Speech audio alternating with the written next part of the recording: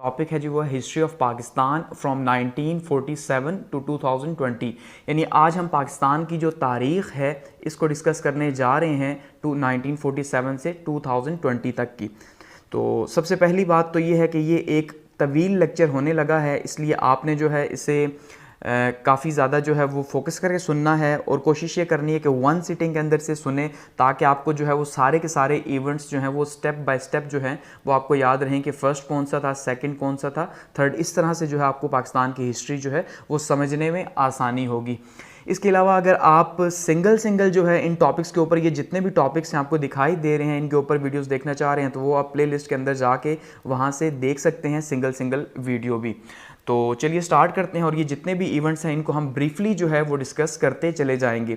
और सबसे इम्पॉर्टेंट चीज़ कि ये जितने भी इवेंट्स हैं ये सारे के सारे जो हैं वो इवेंट्स हैं जो एग्ज़ाम्स के हवाले से जो है बहुत ज़्यादा इंपॉर्टेंट हैं, ठीक है।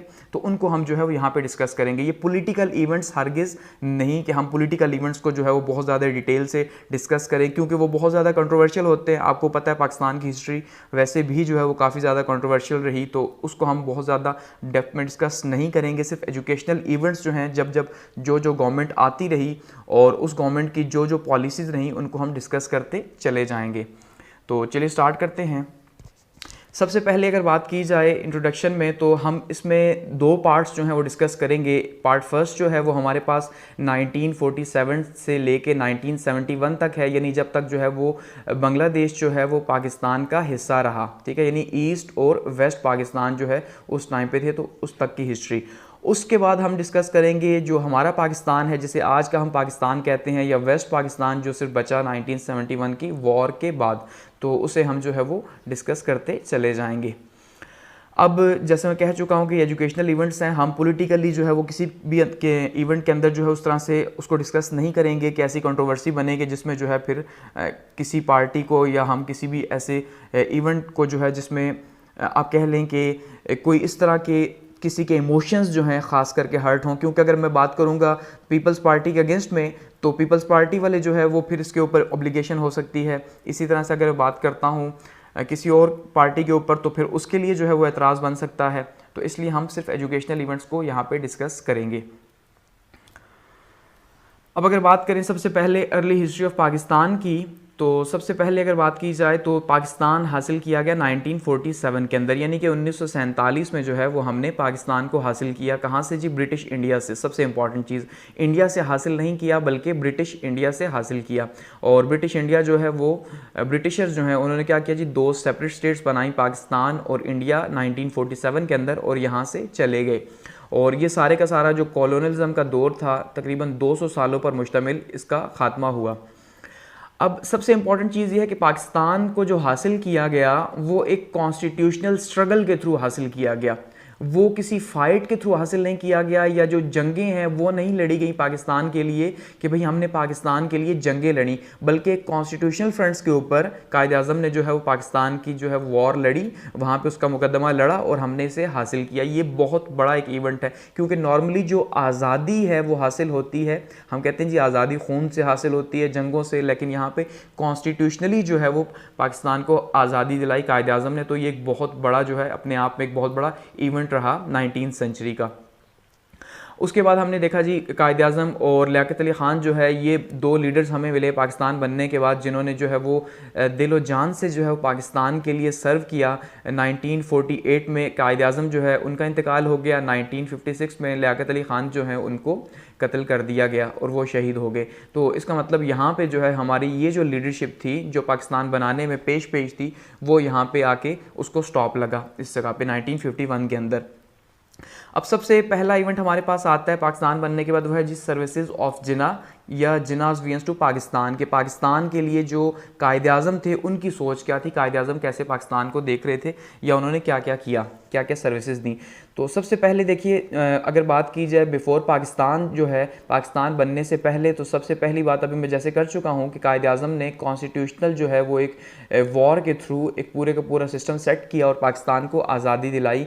तो इसका मतलब पाकिस्तान बनने तक जो है वो कायद-ए-आज़म ने बहुत ही अहम रोल प्ले किया।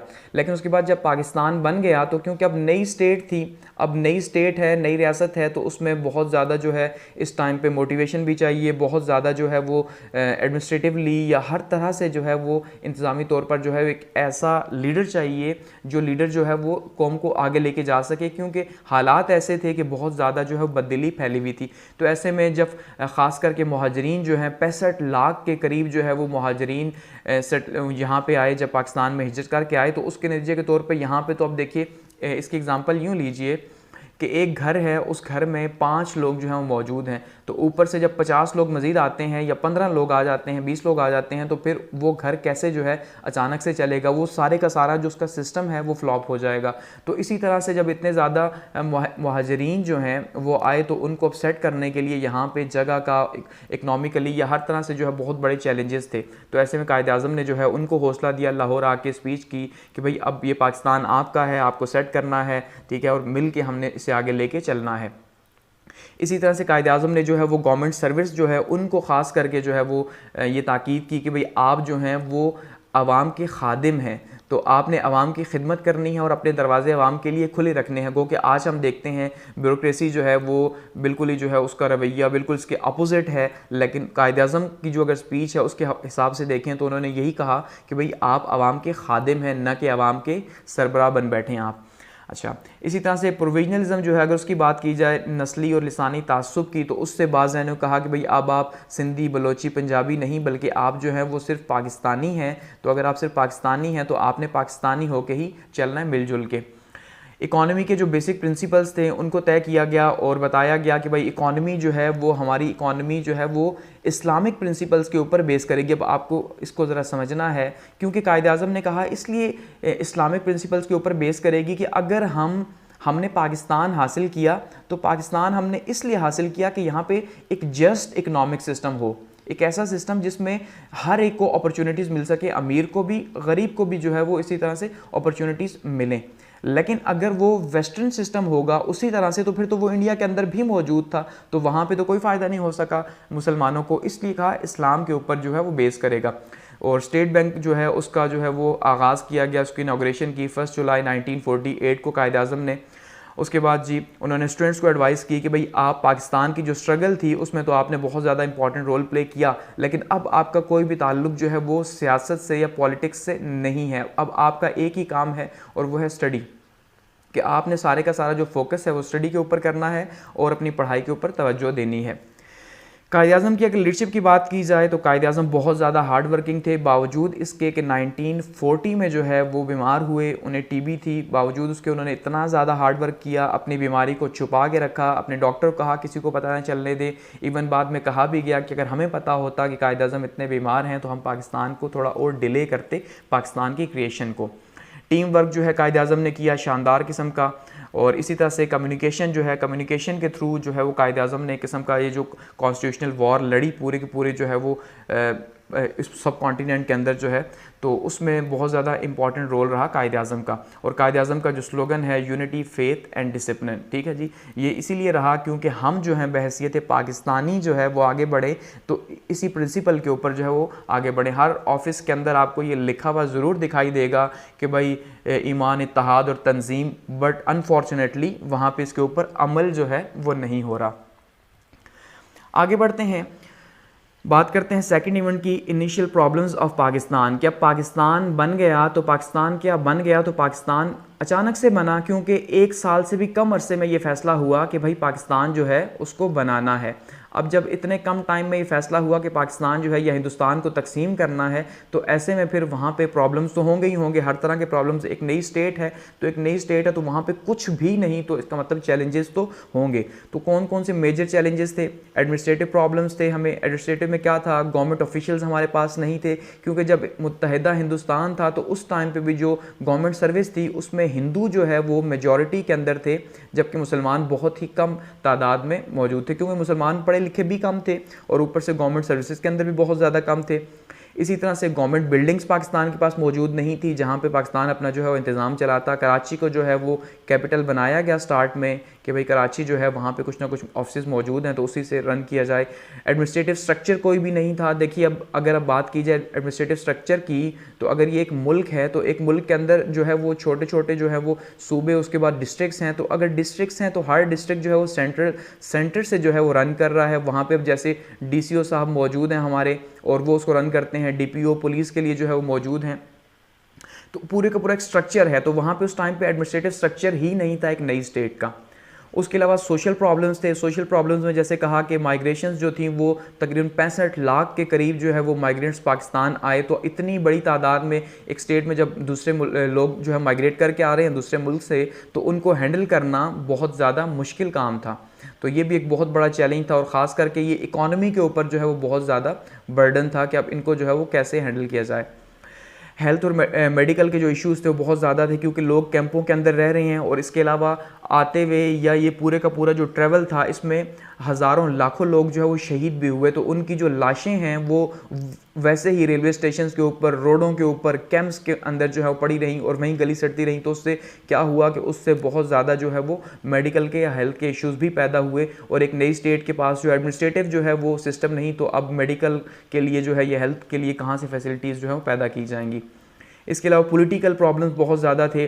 पॉलिटिकल प्रॉब्लम्स में सबसे पहले पाकिस्तान बना तो कॉन्स्टिट्यूशनल प्रॉब्लम था। उस टाइम पे जो है वो 1935 का जो इंडियन एक्ट था, उस इंडियन एक्ट को जो है वो लागू किया गया कि भाई पाकिस्तान को जो है इस टाइम पे चलाने के लिए पाकिस्तान इंडिया दोनों ने ही जो है वो 1935 के इंडियन एक्ट को लागू किया। लेकिन एक कॉन्स्टिट्यूशन तो बनाना था।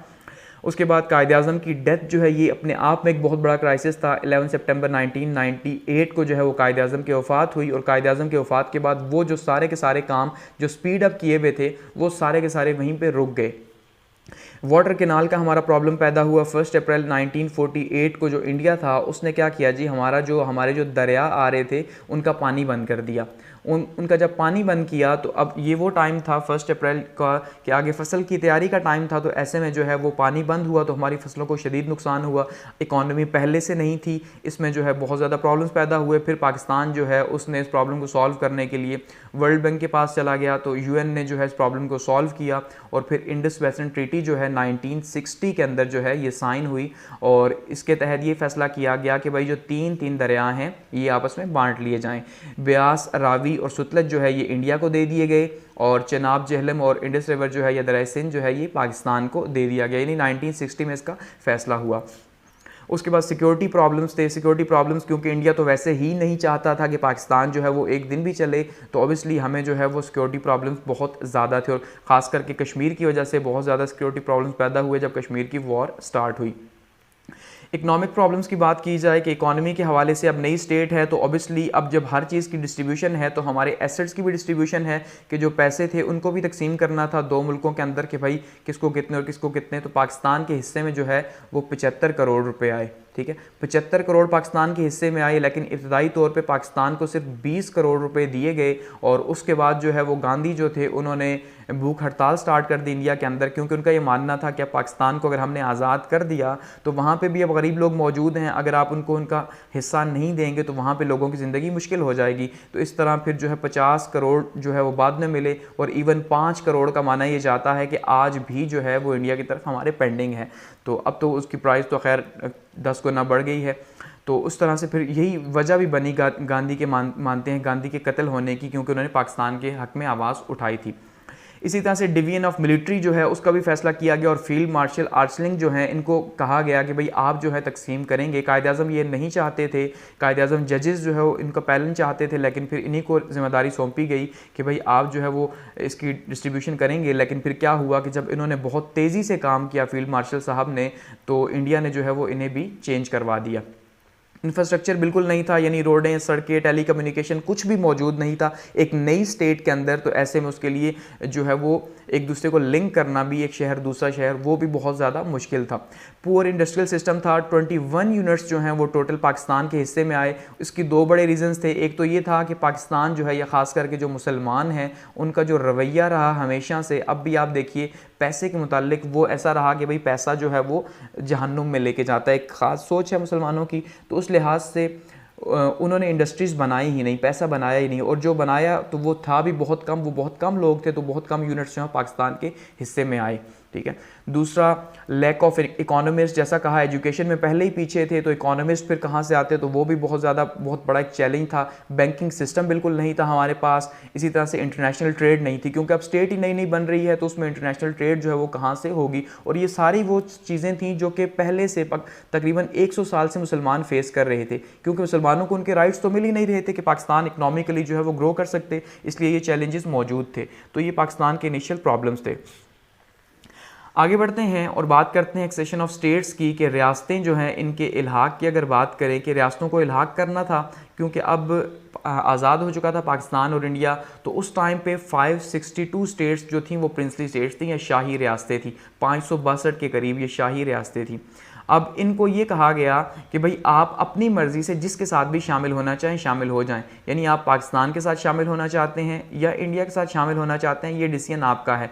तो बहुत ज़्यादा स्टेट जो इंडिया के अंदर थी वो सारी की सारी, अब यहाँ पे अगर इस मैप के अंदर देखें तो ये जो प्रिंसली स्टेट्स हैं वो येलो कलर की आपको दिखाई दे रही हैं, और जो ब्रिटिश प्रोविंसेस हैं यानी कि जो जहाँ पे ये असल में डिवीजन की गई तो वो तो ये रेड थे, जो कम थे। इवन ब्रिटिश ये जो प्रिंसली स्टेट्स थी वो ज़्यादा थी, ये तो ज़्यादा थी, तो इनको फिर फैसला करना था, तो जो जिसके साथ ज़्यादा टच हो रहा था वो उसी के साथ था, क्योंकि तय तो यही था कि जहाँ पे जो आबादी होगी एक तो उसको मद्देनज़र रखना है, यानी अगर वो मुसलमान हैं तो मुसलमानों के साथ जाए, और अगर वो हिंदू हैं तो हिंदुओं के साथ जाए। साथ में जोग्राफिकली बहुत ज़्यादा इंपॉर्टेंट है कि भाई जोग्राफी का भी आपने ख्याल रखना है कि वो किसके साथ टच हो रहा है। तो ऐसे में जो इश्यूज़ बने जिस स्टेट्स के, क्योंकि बाकी स्टेट्स ने तो फैसला कर लिया कि भाई हमने पाकिस्तान के साथ या इंडिया के साथ शामिल होना है, लेकिन उसमें कश्मीर का इशू बना कि कश्मीर में जो है 1941 की सेंसस के अकॉर्डिंगली 77% जो है वो मुसलमान थे, तो 77% मुसलमान थे, तो अब तो 90% से भी ऊपर है। तो उस टाइम पे जो है फिर उसका जो महाराजा था हरी सिंह साहब, हरी सिंह जो है इसने स्टैंड स्टिल एग्रीमेंट किया कि भाई फ़िलहाल मुझे आप ना छेड़ें और मुझे इसी तरह रहने दें, यानी मुआहदा जारिया किया कि जैसे हमारी जो स्टेटस है उसको वैसे ही रहने दे, क्योंकि महाराजा चाहता था कि डोमिनियन स्टेटस जो है वो दिया जाए कश्मीर को, लेकिन फिर ऐसा नहीं हो सका, और उसके बाद जो है महाराजा ने जो है वो इल्हाक का फ़ैसला किया इंडिया के साथ। तो ऐसे में जो कश्मीरी मुसलमान थे उन्होंने जो है वो क्या किया जी, वहाँ से एक किस्म का बगावत स्टार्ट कर दी, और फिर उनकी मदद के लिए जो है वो शुमाल मगरबी सूबा जो KP के है यहाँ से मुजाहिदीन गए और उन्होंने हेल्प की, और फिर साथ में पाकिस्तान की आर्मी ने जो हेल्प की, तो फिर कुछ कश्मीर का हिस्सा आज़ाद करवाया गया, जैसे आज़ाद कश्मीर आज कहा जाता है, और बाकी जो है आज भी इंडिया के पास, और अब तो देखिए उसका स्टेटस भी चेंज हो चुका है। ठीक है, तो इसको हम आगे डिटेल से डिस्कस करेंगे। उसके बाद जूनागढ़ की एक रियासत थी जो कराची से 480 किलोमीटर के फासले पे थी। ठीक है, ये कराची है तो यहाँ से 480 किलोमीटर के फासले पे यहाँ पे जूनागढ़ की रियासत थी। अब यहाँ की जो आबादी थी अगर उसकी बात की जाए तो वो हिंदू थी, यानी जूनागढ़ की आबादी हिंदू, लेकिन जो इसका हेड था वो मुसलमान था, और वो चाहता था कि पाकिस्तान के साथ इल्हाक करे। तो उसने अनाउंस भी कर दिया 15 सितंबर 1947 को कि भाई हमने पाकिस्तान के साथ जाना है। लेकिन फिर क्या हुआ, इंडिया ने वहाँ पे ज़बरदस्ती फ़ौज भेजी और यहाँ पे कब्ज़ा कर लिया। उसके बाद हैदराबाद की एक स्टेट थी, हैदराबाद जो है हैदराबाद दक्कन। अब यहाँ पे भी इसका जो हेड था उसका टाइटल था निज़ाम, और निज़ाम जो है वो मुसलमान था और वो पाकिस्तान के साथ जो है वो इल्हाक चाहता था। तो ऐसे में 24 अगस्त 1948 को जो है सिक्योरिटी काउंसिल में ये इशू गया कि भाई हम जो है वो पाकिस्तान के साथ जाना चाहते हैं, लेकिन नतीजे के तौर पे इंडिया ने यहाँ पे भी, क्योंकि आबादी अक्सरियत जो है वो हिंदुओं की थी, तो यहाँ पे भी जो है वो कब्ज़ा हो गया। तो इस तरह से ये स्टेट्स का और ख़ास करके इनमें कश्मीर का मसला आज भी वैसे का वैसा चला आ रहा है। उसके बाद बात करते हैं रेड क्लिफ अवार्ड की, कि रेड क्लिफ अवार्ड क्या था कि सर साइरल रेड क्लिफ जो हैं ये हेड थे बाउंड्री कमीशन के, कि अब ये जब तकसीम तय हो गया कि भाई अब जब 3 जून के अकॉर्डिंगली कि पंजाब और बंगाल जो है इसको तकसीम करना है, और असल में जो पाकिस्तान बना, ठीक है, या पाकिस्तान और इंडिया की जो तकसीम हुई, तो वो पाकिस्तान और इंडिया की तकसीम एक्चुअली में इन्हीं दो की जो है वो डिवीजन थी, क्योंकि बाकी जितने प्रोविंसेस थे वो तो सारे के सारे सेपरेट थे, वो या तो हिंदू मेजॉरिटी के थे या मुस्लिम मेजॉरिटी के थे। लेकिन ये जो 2 प्रोविंसेस थे, ठीक है, पंजाब का और साथ में बंगाल का जो था, ये बंगाल और पंजाब जो है यहाँ पे मुसलमान और हिंदू जो है वो बराबर थे, तो यहाँ पे फिर और ये थे भी बहुत बड़े, तो इनका फैसला करना था कि इनको तकसीम करना है। अब तकसीम कैसे करेंगे, तो तकसीम के लिए तय पाया कि एक बाउंड्री कमीशन बनाया जाएगा। ठीक है, एक ऐसा कमीशन जिसको हेड जो है वो सर साइरल रेडक्लिफ करेंगे, और 2 मेंबर्स जो हैं वो दोनों साइडों से लिए जाएंगे, यानी 2 मेंबर्स पंजाब के लिए मुसलमानों के, 2 मेंबर्स पंजाब के लिए हिंदुओं के, 2 बंगाल के लिए मुसलमानों के, 2 हिंदुओं के, इस तरह से जो है वो लिए जाएंगे। तो पंजाब बाउंड्री कमीशन में अगर पाकिस्तान के मेंबर्स की बात करें तो जस्टिस दीन मोहम्मद और जस्टिस मोहम्मद मुनीर जो है ये पाकिस्तान की तरफ से थे, और इसी तरह से इंडिया की तरफ से पंजाब के लिए जस्टिस महर चंद महाजन और जस्टिस तेज सिंह जो है ये इंडिया की तरफ से थे पंजाब के लिए। और अब अगर बात करें बंगाल की बाउंड्री कमीशन की, तो पाकिस्तान की तरफ से जस्टिस अबू साले इकराम साहब और जस्टिस एस ए रहमान जो है ये पाकिस्तान की तरफ से थे, और इंडिया की तरफ से जस्टिस सीसी बिस्वास और जस्टिस बी के मुखर्जी जो है ये इंडिया की तरफ से थे। तो ये इनके ऊपर जो हेड बनाया गया वो सर साइरल रेडक्लिफ को बनाया गया कि भाई आपने जो है वो फाइनल फैसला करना है। और फैसला क्या होना था कि ये जो सर साइरल रेडक्लिफ साहब थे इससे पहले ये हिंदुस्तान आए नहीं थे, यहाँ ये जानते नहीं थे, तो ऐसे में इन्होंने क्या फैसला करना था। खैर फिर नतीजे के तौर पे क्या हुआ कि इसके अंदर भी रेडक्लिफ अवार्ड के अंदर भी जो है वो पाकिस्तान से ज़्यादती की गई, और ज़्यादती क्या की गई पंजाब के अंदर, कि पंजाब के अंदर ये जो गुरदासपुर का एक ज़िला था, ये गुरदासपुर का ज़िला मुसलमानों की अक्सरियत का ज़िला था। यहाँ पे मुस्लिम आबादी ज़्यादा थी सिर्फ पठानकोट को छोड़ के, क्योंकि जो पठानकोट की तहसील थी यहाँ पे आबादी 70% हिंदुओं की थी, लेकिन बाकी जो है बटाला, फिरोज़पुर और ज़ीरा की जो तहसीलें थी यहाँ पे मुसलमानों की आबादी थी। तो इससे पाकिस्तान को देना चाहिए था, लेकिन इस पठानकोट का बहाना बनाकर इसे इंडिया को दिया गया। और पठानकोट का क्योंकि जो रास्ता है वो डायरेक्ट कश्मीर को जाता है, बाकी कोई भी रास्ता इंडिया कश्मीर को नहीं जाता, इसलिए जो है इसको माना जाता है कि इंडिया को दिया गया। बंगाल के अंदर इनजस्टिस किया गया। कलकत्ता जो है यहाँ पे 70% जो है वो हिंदू आबादी थी, वो भी लोअर कास्ट की जो हिंदू आबादी थी वो पहले से ही कायदे आज़म से बात कर चुकी थी कि भाई हम पाकिस्तान के साथ शामिल होंगे, क्योंकि उन्हें पता था कि इंडिया के अंदर जो है वो हिंदुओं में तो कास्ट सिस्टम है, तो वहाँ पर तो उनको कभी भी उनके राइट्स नहीं मिलने, जिनको दलित आज भी कहा जाता है। तो ये जो दलित हैं इन्होंने पाकिस्तान के साथ फैसला किया, लेकिन इसको ज़बरदस्ती कलकत्ता जो है इंडस्ट्रियल सिटी था, ठीक है, तो इसको जो है वो इंडिया में शामिल कर दिया गया। इसी तरह मुर्शिदाबाद और नादिया जो है इसको भी ज़बरदस्ती मुसलमानों के अक्सरियती इलाकों को इंडिया को दे दिया गया। तो ये रेडक्लिफ अवार्ड में यहाँ पे ज़्यादतियाँ की गई। आगे बढ़ते हैं और बात करते हैं जी ऑब्जेक्टिव रेजोल्यूशन की या आइन के हवाले से अब पाकिस्तान में उसके बाद फिर क्या हुआ और क्या क्या होता रहा। अब देखिए जब पाकिस्तान बना तो बात की जैसे कि इंडियन एक्ट जो था 1935 का, उसको जो है वो आर्जी तौर पे लागू किया गया। लेकिन अब ऑब्वियसली एक कॉन्स्टिट्यूशन तो बनाना था, एक आइन तो बनाना था, एक ऐसा आइन जो कि पाकिस्तान के मुस्तकबिल का फैसला कर सके, जहाँ पे पाकिस्तान जो है एक स्टेट है तो उसके अकॉर्डिंगली चल सके। तो कॉन्स्टिट्यूशनल क्राइसिस पैदा हुए। कॉन्स्टिट्यूशनल क्राइसिस क्यों पैदा हुए? क्योंकि लीडरशिप जो थी वो चाहती नहीं थी उस टाइम पे कि भाई एक ऐसा आइन बन सके जो कि पाकिस्तान को सपोर्ट करे, क्योंकि वो एक ऐसा आइन बनाना चाहते थे जो आइन हुकूमत को या ख़ास करके हुकूमत के जो उस टाइम पे करता धरता थे उनको फ़ायदा दे सके। तो इसलिए ये बहुत बड़ा मसला पैदा हुआ। साथ में एक और इशू था, वो क्या था? राइट विंग और लेफ्ट विंग की पॉलिटिक्स का, ठीक है, कि राइट विंग जो है वो चाहता था कि जो आइन बने वो बने इस्लामी, ठीक है, और जो लेफ्ट विंग था, जो लिबरल्स थे जो इस टाइम पे पावर के अंदर थे, वो चाहते थे कि ये एक लिबरल कॉन्स्टिट्यूशन बने, क्योंकि जो कायदे आज़म थे वो लिबरल थे। तो ऐसे में ये फैसला तो आज भी खैर नहीं हो सका कि कायदे आज़म लिबरल थे या इस्लामी थे। ये आज भी डिबेट इस तरह से चल रही है, आप देख रहे हैं पाकिस्तान के अंदर। तो ऐसे में फिर क्या हुआ कि लियाकत अली ख़ान प्राइम मिनिस्टर थे, तो लियाकत अली ख़ान जो हैं उनका डिसीजन बहुत ज़्यादा इंपॉर्टेंट था। तो लियाकत अली ख़ान ने जो है फिर वो फैसला किया अपना जो वज़न है वो राइट विंग को देने का। तो इस तरह से लियाकत अली ख़ान ने 12 मार्च 1947 को जो है वो ऑब्जेक्टिव रेजोल्यूशन असम्बली से पास करवाई, जो कि इस्लामिक फंडामेंटल प्रिंसिपल्स के ऊपर बेस करती थी, यानी कि लिबरल जो कॉन्स्टिट्यूशन था उसका रास्ता यहाँ पर बंद किया गया। और ये तय हुआ कि ये ऑब्जेक्टिव रेजोल्यूशन या करारदाद मकासद जो है, इस करारदाद मकासद का मतलब मकसद क्या है कि ये मकासद को तय करेगी, हमारा जो कॉन्स्टिट्यूशन है वो किसके ऊपर बेस करेगा। तो उसके की पॉइंट्स की अगर बात करें तो उसमें सबसे पहले सुवरेनिटी ऑफ अल्लाह की, जो हाकिमियत है वो अल्लाह ताला की ज़ात की है, अल्लाह ताला हाकिम है और जो नीचे हुकूमत चला रहे हैं वो उसके नायब के तौर पे काम करेंगे। तो सुवरेनिटी जब अल्लाह से बिलोंग करती है तो इसका मतलब लॉज भी जो हैं वो उसी के अकॉर्डिंगली होंगे, यानी कि कुरान और सुन्ना के अकॉर्डिंगली होंगे जो अल्लाह ताला ने बताया हुआ है। इसी तरह से कहा जी फेडरल सिस्टम होगा, फेडरल सिस्टम होगा तो प्रोविंसेस जो हैं वो उनको आज़ादी हासिल होगी, डेमोक्रेटिक कंट्री होगा, फ्रीडम ऑफ स्पीच होगी और इक्वालिटी होगी, सब यहाँ पे बराबर होंगे। पीपल्स रिस्पॉन्सिबल गवर्नमेंट होगी, यानी रिपब्लिक होगा, एक ऐसा रिपब्लिक होगा कि जहाँ पे जो है वो लोगों की सुनी जाएगी।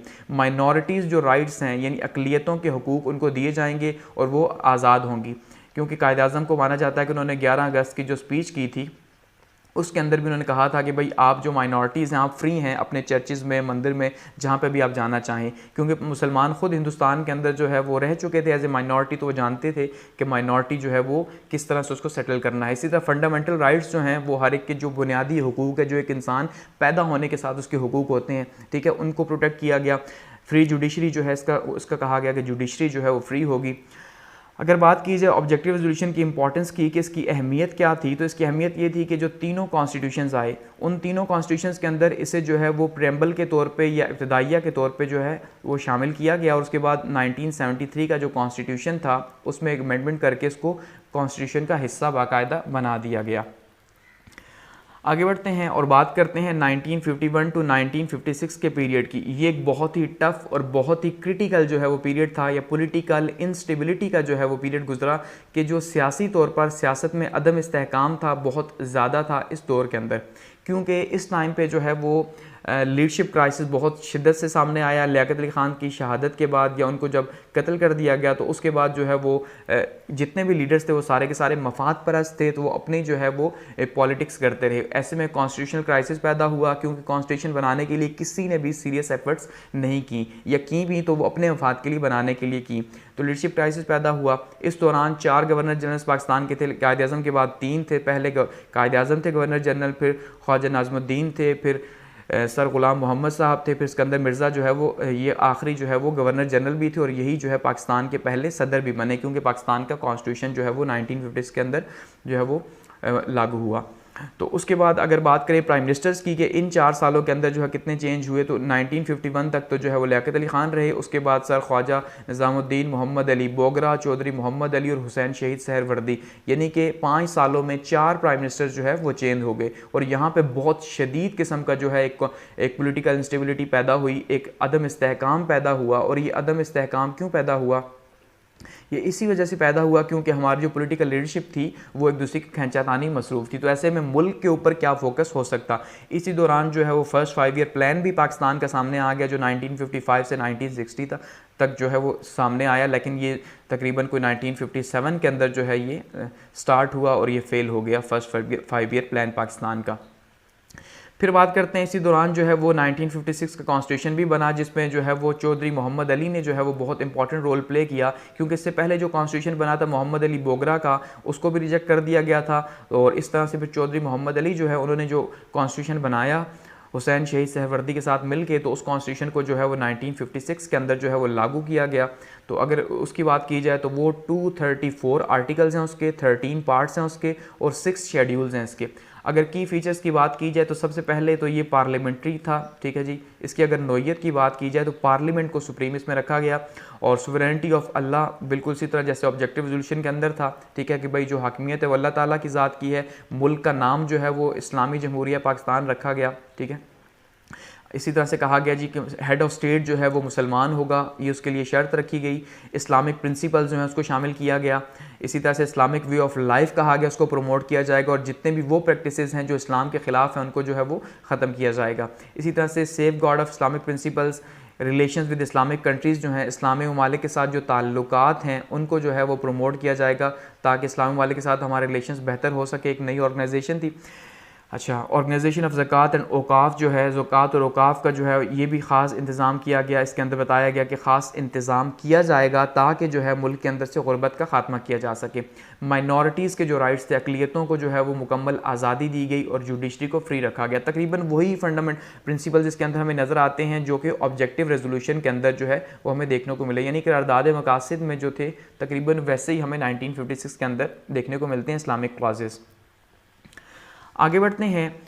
अब 1958 की अगर हम बात करें तो 1958 से 1959 तक जो है वो अयूब खान साहब का जो है वो दौर हुकूमत शुरू हो गया, और ये काफ़ी तवील जो है वो दौर रहा। इससे पहले अगर हम बात करें तो इससे पहले हमने देखा कि जो सिकंदर मिर्ज़ा साहब थे, सिकंदर मिर्ज़ा पाकिस्तान के पहले सदर बने जब उन्होंने कॉन्स्टिट्यूशन के थ्रू 1956 के आइन के तहत हल्फ लिया। लेकिन अभी 2.5 साल ही जो है ये आइन चला था तो सिकंदर मिर्ज़ा ने मार्शल लॉ लगा दिया। अब सिकंदर मिर्ज़ा सिविलियन थे लेकिन उन्होंने मार्शल लॉ लगाया, और वो मार्शल लॉ लगाया अयूब खान साहब के नाम के ऊपर, और अयूब खान ने फिर क्या किया जी, फिर उसको जो है वो टेक ओवर कर लिया और सिकंदर मिर्ज़ा साहब को साइड पे कर दिया।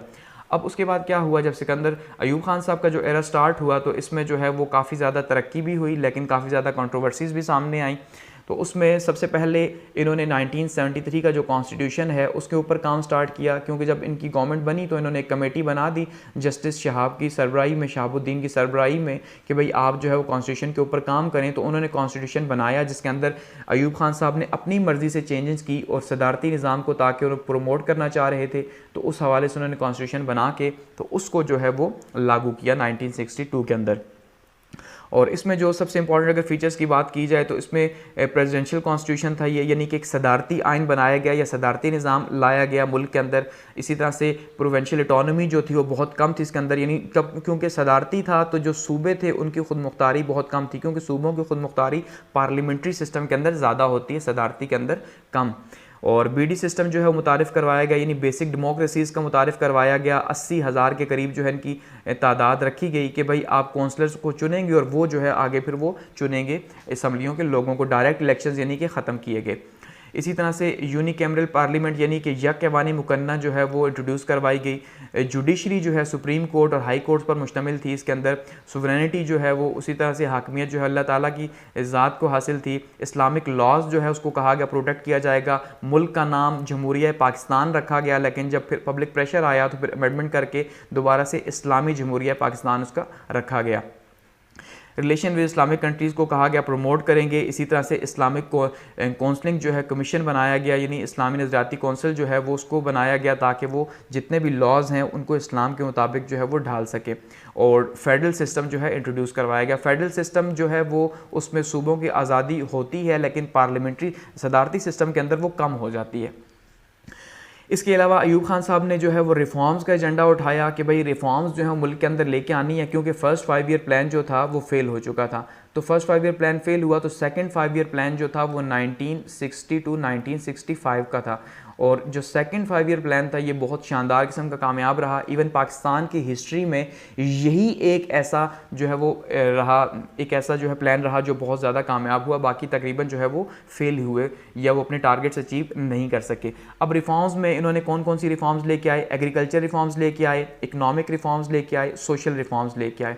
तो सबसे पहले अगर ज़री इस्लाहात की बात की जाए कि भाई ज़री इस्लाहात जो है वो कौन कौन सी थी, तो उसमें उन्होंने क्या किया जी, जो लैंड की जो लिमिट है, ज़मीन की जो लिमिट है उसको तय कर दिया कि 500 एकड़ जो है वो नहरी ज़मीन और 1000 एकड़ बारानी ज़मीन जो है वो इससे ज़्यादा कोई नहीं रख सकता, क्योंकि इससे ज़्यादा जो ज़मीन थी उसको हुकूमत ने खुद अपने पास लेके बॉन्ड्स जो है वो इशू कर दिए कि भाई आपकी ज़मीन हमारे पास है। तो उस ज़मीन को क्या किया कि जो छोटे किसान थे उनमें तकसीम कर दिया, ताकि वो वहाँ पे क्या करें जी, वहाँ पे वो काम करें, ज़्यादा मेहनत करें और उससे ज़्यादा आमदनी हासिल हो। इसी वजह से जो है इस दौर को ग्रीन रेवोल्यूशन भी कहा गया कि बहुत ज़्यादा तरक्की हुई एग्रीकल्चर सेक्टर के अंदर पाकिस्तान में अयूब खान साहब के ज़माने में, यानी एक्स्ट्रा ग्रोथ हुई इस टाइम के अंदर। इसी तरह से जो पीसेंट राइट्स थे, जो मज़ारीन थे, उनको जो है वो प्रोटेक्ट किया गया, उनके राइट्स को प्रोटेक्ट किया गया, यानी कि एग्रीकल्चर के अंदर मेजर जो है वो रिफॉर्म्स लाई गई। गो कि अयूब खान साहब जितनी भी रिफॉर्म्स लेके आए वो सरमायादाराना निज़ाम के ऊपर जो है वो बेस करती थी, क्योंकि अयूब खान साहब का ये मानना था कि भाई अगर पाकिस्तान में 200 फैमिलीज़ जो हैं वो सरमायादार हैं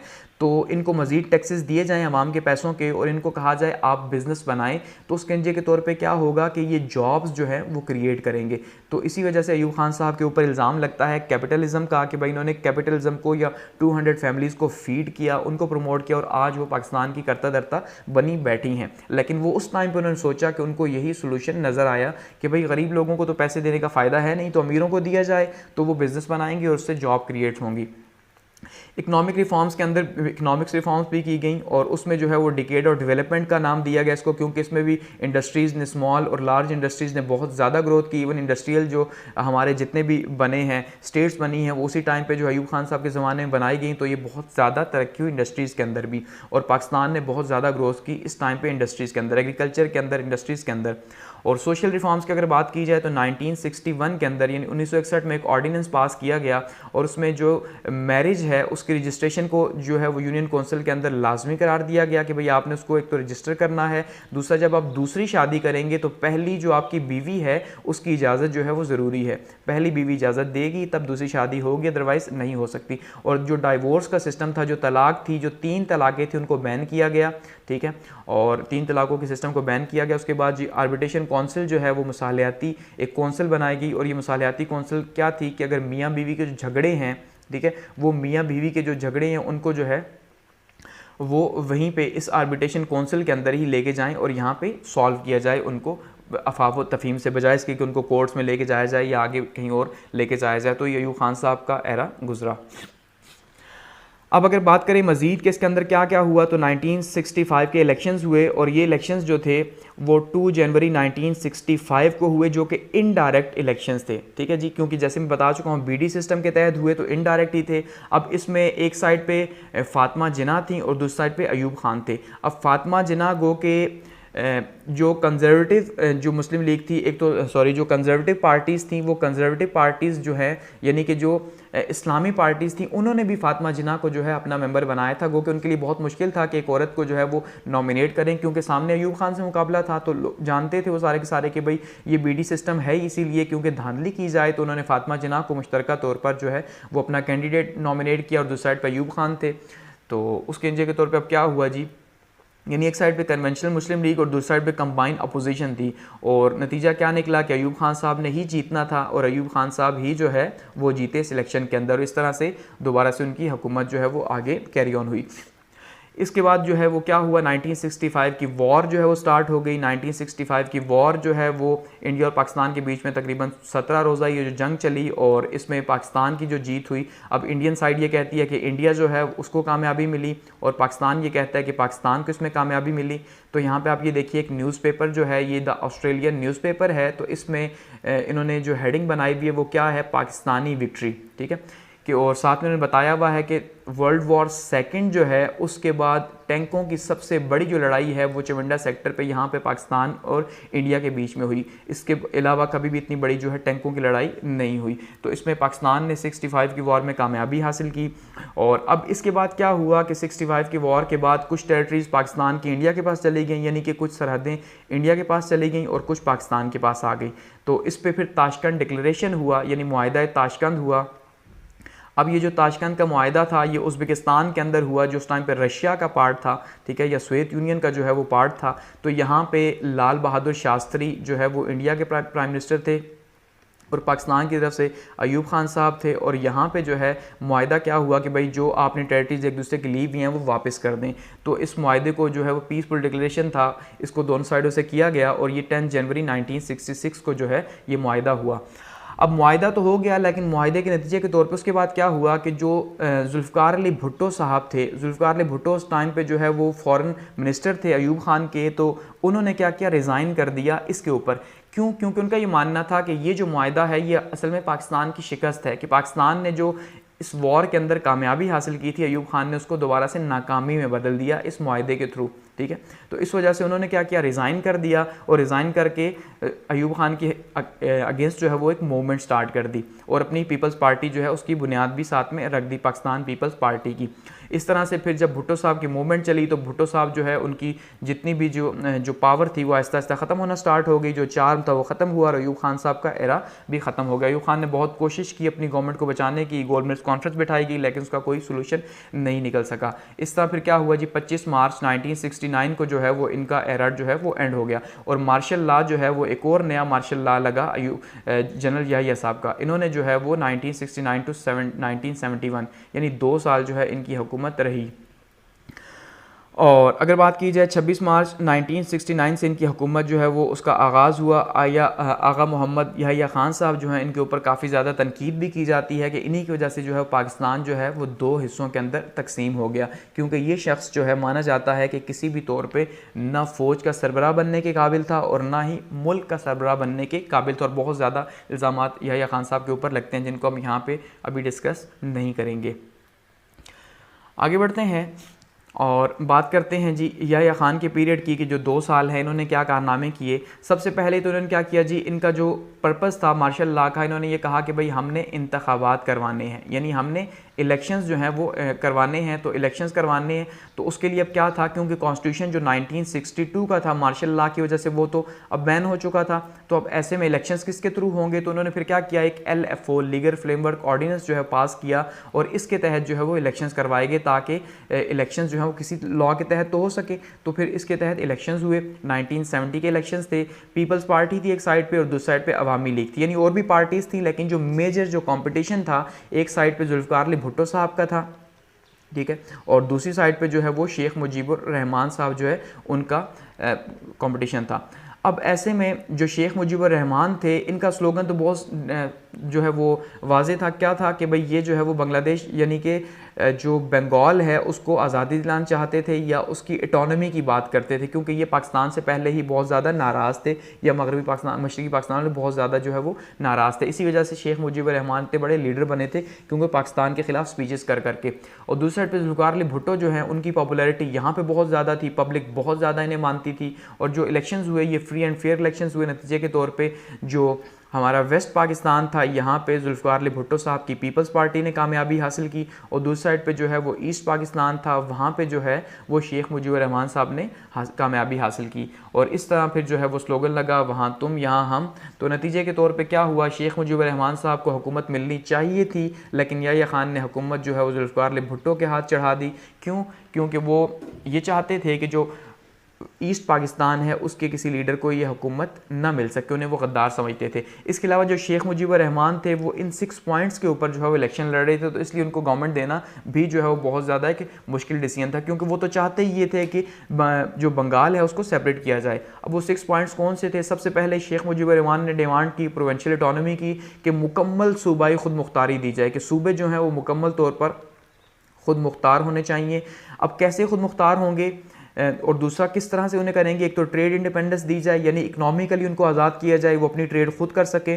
दूसरा सेपरेट फॉरेन रिजर्व्स के अकाउंट्स हों, जो बाहर का पैसा आ रहा है वो सारे का सारा ट्रेड के थ्रू उसके वो अकाउंट्स जो हैं वो ईस्ट पाकिस्तान के लिए अलग हो और वेस्ट पाकिस्तान के लिए अलग हो, 2 अलग अलग हों। इवन यहाँ तक कहा गया कि डिफरेंट करेंसीज़ हों, ताकि पाकिस्तान जो है वो इनकी करेंसी, वेस्ट पाकिस्तान जो है ईस्ट पाकिस्तान की करेंसी ना ले सके, क्योंकि उनका ये इल्ज़ाम रहा कि भाई हम जो है उनके पैसे यानी वेस्ट पाकिस्तान उनके पैसे खाता है। इसी तरह से सेपरेट अकाउंट्स और फॉरेन एक्सचेंज जो है वो कहा गया कि भाई इसके लिए भी 2 सेपरेट अकाउंट्स होंगे, ईस्ट पाकिस्तान का अलग, वेस्ट पाकिस्तान का अलग। इसी तरह से कहा गया टैक्सेस जो है उनकी कलेक्शन जो है वो सूबों के हवाले की जाए, और सूबे जो हैं वो टैक्सेस जो हैं वो कलेक्ट करें और उसमें खुद मुख्तार हों। और यहाँ तक कहा गया कि एक सेपरेट फोर्स जो है, एक सेपरेट आर्मी जो है वो बनाने की इजाज़त दी जाए, और सेपरेट आर्मी हो या पार्लियामेंट्री फोर्स हो। तो ये तकरीबन वही सारे पॉइंट्स थे कि बिल्कुल एक अलग मुल्क का ही ये मुतालबा था जिसके ऊपर उन्होंने इलेक्शन लड़े और वो जीत के, क्योंकि वहाँ की पब्लिक जो है वो यही मानती थी कि भाई जो वेस्ट पाकिस्तान है वो उनको राइट्स नहीं देता, तो इसलिए उन्होंने इनको वोट दिए और ये जीते।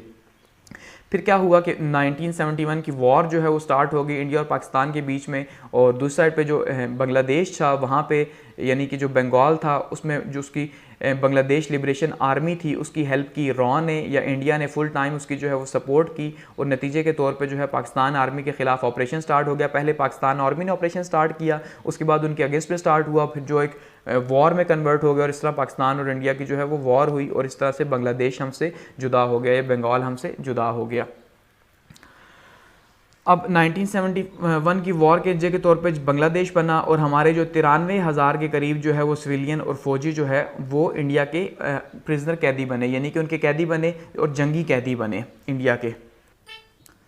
अच्छा, अब ऐसे में क्या था कि जो गवर्नमेंट थी वो तो ऑब्वियसली शिफ्ट हो चुकी थी, क्योंकि इलेक्शन के नतीजे के तौर पे, और साथ में जब 1971 की वॉर भी हुई तो यहाँ पे जो गवर्नमेंट थी वो जुल्फ़िकार अली भुट्टो साहब के हवाले कर दी गई। यानी याह्या खान साहब जो हैं उन्होंने क्या किया, अपनी जान छुड़ाई और जुल्फ़िकार अली भुट्टो को गवर्नमेंट दे के साइड पर हट गए।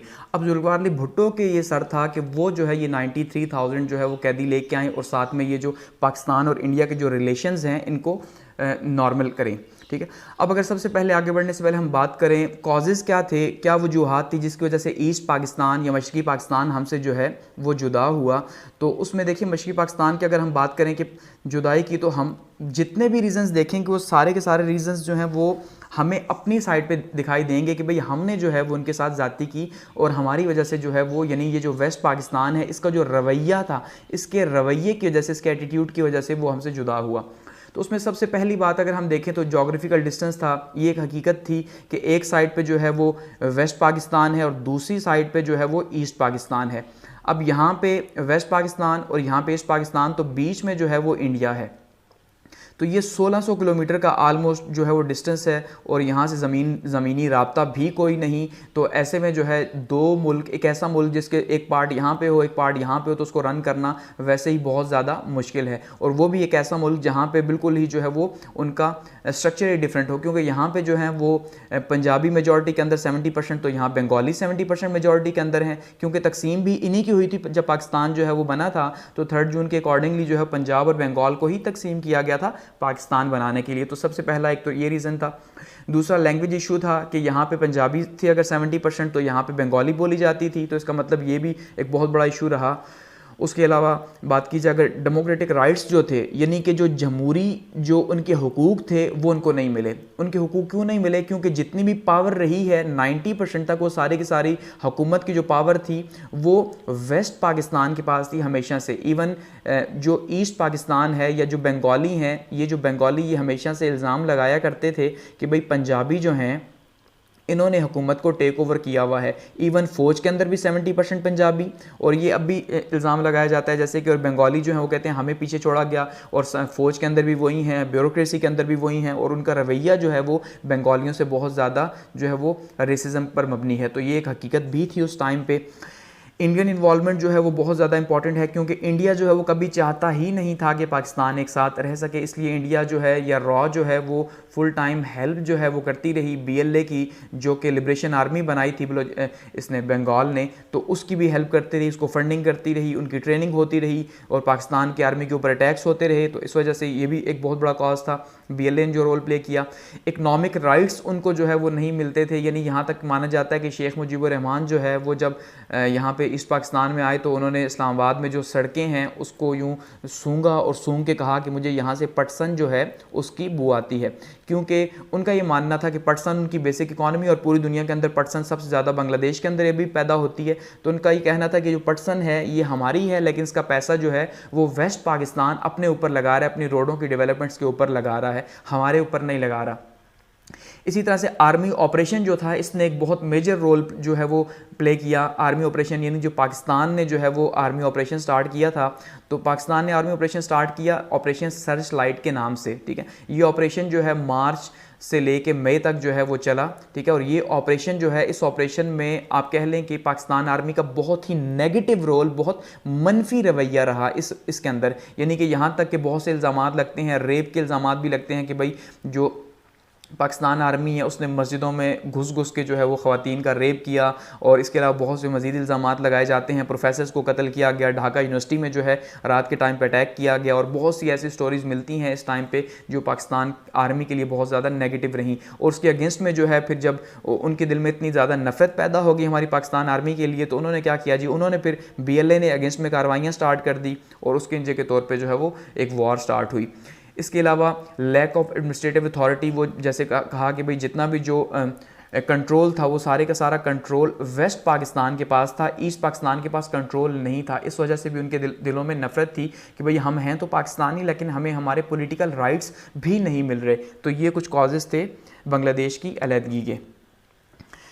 आगे बात करते हैं जुल्फ़िकार अली भुट्टो साहब के एरा की, कि जुल्फ़िकार अली भुट्टो साहब जो है उनका दौर कैसा रहा। अब अगर बात की जाए जुल्फ़िकार अली भुट्टो के सबसे पहले चैलेंजेस की, तो देखिए अब जैसे 93,000 तो कैदी तो थे ही थे जो उन्हें छुड़वाने थे। इसके अलावा इंडिया के साथ जो रिलेशंस थे वो भी बहुत ज़्यादा जो है वो ख़राब थे, वॉर की वजह से उनको सेट करना था। बांग्लादेश जुदा हो चुका था, तो एक बहुत ज़्यादा प्रेशर भी था जुल्फ़िकार अली भुट्टो के ऊपर कि भाई उनकी वजह से, क्योंकि उन्होंने स्लोगन लगाया था कि वहाँ तुम यहाँ हम, तो उन्होंने जो है वो खुद गर्जी की, तो उसके नतीजे के तौर पे बांग्लादेश जुदा हुआ ये माना जाता है। तो ऐसे में जो है इनको खुद को प्रूव करना बहुत ज़्यादा इंपॉर्टेंट था। अब अगर बात की जाए तो ये first chief marshal law administrator थे, क्योंकि सिविलियन थे, तो सिविलियन मार्शल लॉ एडमिनिस्ट्रेटर्स नहीं होते, क्योंकि मार्शल लॉ एडमिनिस्ट्रेटर्स हमेशा आर्मी के होते हैं। तो ये सिविलियन थे। या खान साहब जो है इन्हें पकड़ा के चले गए। और मार्शल लॉ एडमिनिस्ट्रेटर क्यों थे? क्योंकि उस टाइम पे कोई कॉन्स्टिट्यूशन ही नहीं था, कोई आइन नहीं था। LFO के तहत हमने देखा इलेक्शंस हुए थे, उनको गवर्नमेंट दी गई थी। उसके बाद जी ZA भुट्टो साहब जो है, जब ये चीफ मार्शल एडमिनिस्ट्रेटर थे तो एब्सोल्यूट अथॉरिटी उनके पास थी, इन्हें कोई चैलेंज करने वाला नहीं था। ऐसे में इन्होंने जो है वो रिफॉर्म्स की और बहुत मेजर मेजर रिफॉर्म्स की पाकिस्तान की हिस्ट्री की। यानी ये सोशलिज्म वर्सेस कैपिटलिज्म एक जो है एक मुकाबला था कि जो कैपिटलिज्म की रिफॉर्म्स थी वो लेके आए थे अयूब खान साहब, कि अयूब खान की जितनी रिफॉर्म्स थी वो सारी की सारी सरमायादारों के लिए या सरमायादाराना निज़ाम को प्रमोट करने के लिए थी। इसी तरह से जो रिफॉर्म्स थे जुल्फ़िकार भुट्टो साहब की, वो सारी की सारी जो है वो सोशलिज्म की रिफॉर्म्स थी या गरीबों के लिए थी, ठीक है। यानी क्योंकि ये सोशलिज्म से बहुत ज़्यादा इंस्पायर थे और इनका ख्याल था जुल्फ़िकार भुट्टो साहब का कि मुल्क में अगर गुर्बत जो है उसका खात्मा करना है तो उसके लिए सोशलिज्म लेके आना पड़ेगा, कैपिटलिज्म नहीं कि जहां अमीर अमीर तर हो, वो सिस्टम पाकिस्तान के लिए बेहतर नहीं। तो इन्होंने उसके अपोजिट सिस्टम दिया सोशलिज्म का, जो रशिया के अंदर उस टाइम पर जो है वो चल रहा था या चाइना के अंदर था। तो वो सिस्टम जो है इन्होंने देने की कोशिश की और रिफॉर्म्स लेके आए। उसमें इकोनॉमिक रिफॉर्म्स थी, एग्रीकल्चर रिफॉर्म्स थी, लेबर रिफॉर्म थी और इंडस्ट्रियल रिफॉर्म्स थी। अगर इकोनॉमिक रिफॉर्म्स की बात की जाए तो सबसे पहले उन्होंने जो है वो सब्सिडी दी हर रेट के ऊपर गरीबों के लिए, क्योंकि गरीबों का स्लोगन लेके आए थे, गरीबों के बहुत बड़े लीडर माने जाते हैं, तो उन्होंने सब्सिडी दी हर एक के ऊपर। और सब्सिडी आप जानते हैं कि गवर्नमेंट खुद से पैसे पे करती है ताकि जो है वो आवाम तक जो है वो चीज़ सस्ते दामों पहुँच सके। इसके अलावा जो सीड्स थे, फर्टिलाइजर्स थे या ट्रैक्टर्स वगैरह थे वो किसानों को दिए गए। अच्छा, स्केल्स जो है गवर्नमेंट सर्विसेज के अंदर वो यूनिफॉर्म कर दिए गए, सबको 22 स्केल कर दिया कि भाई कोई जो है वो अफसर कोई छोटा नहीं, सब ने अपने काम करने अपने लिहाज से, सब एक बराबर हैं। लोन फैसिलिटी जो है वो दी गई किसानों को भी और गवर्नमेंट सर्विस को भी कि भाई आप लोन लेके जो है वो अपने लिए आसानी पैदा कर सकते हैं, कोई कारोबार करना चाहते हैं या कुछ भी। अच्छा, फ़ी एग्जम्पशन जो है वो गरीब जो स्टूडेंट्स थे उनकी फ़ीस माफ़ कर दी गई। पेंशनर जो है उसकी डेथ की सूरत में उसकी जो बेवा थी वो पेंशन ले सकती थी। और पुलिस के लिए जो है वो बहुत सी रिफॉर्म्स लेके आए।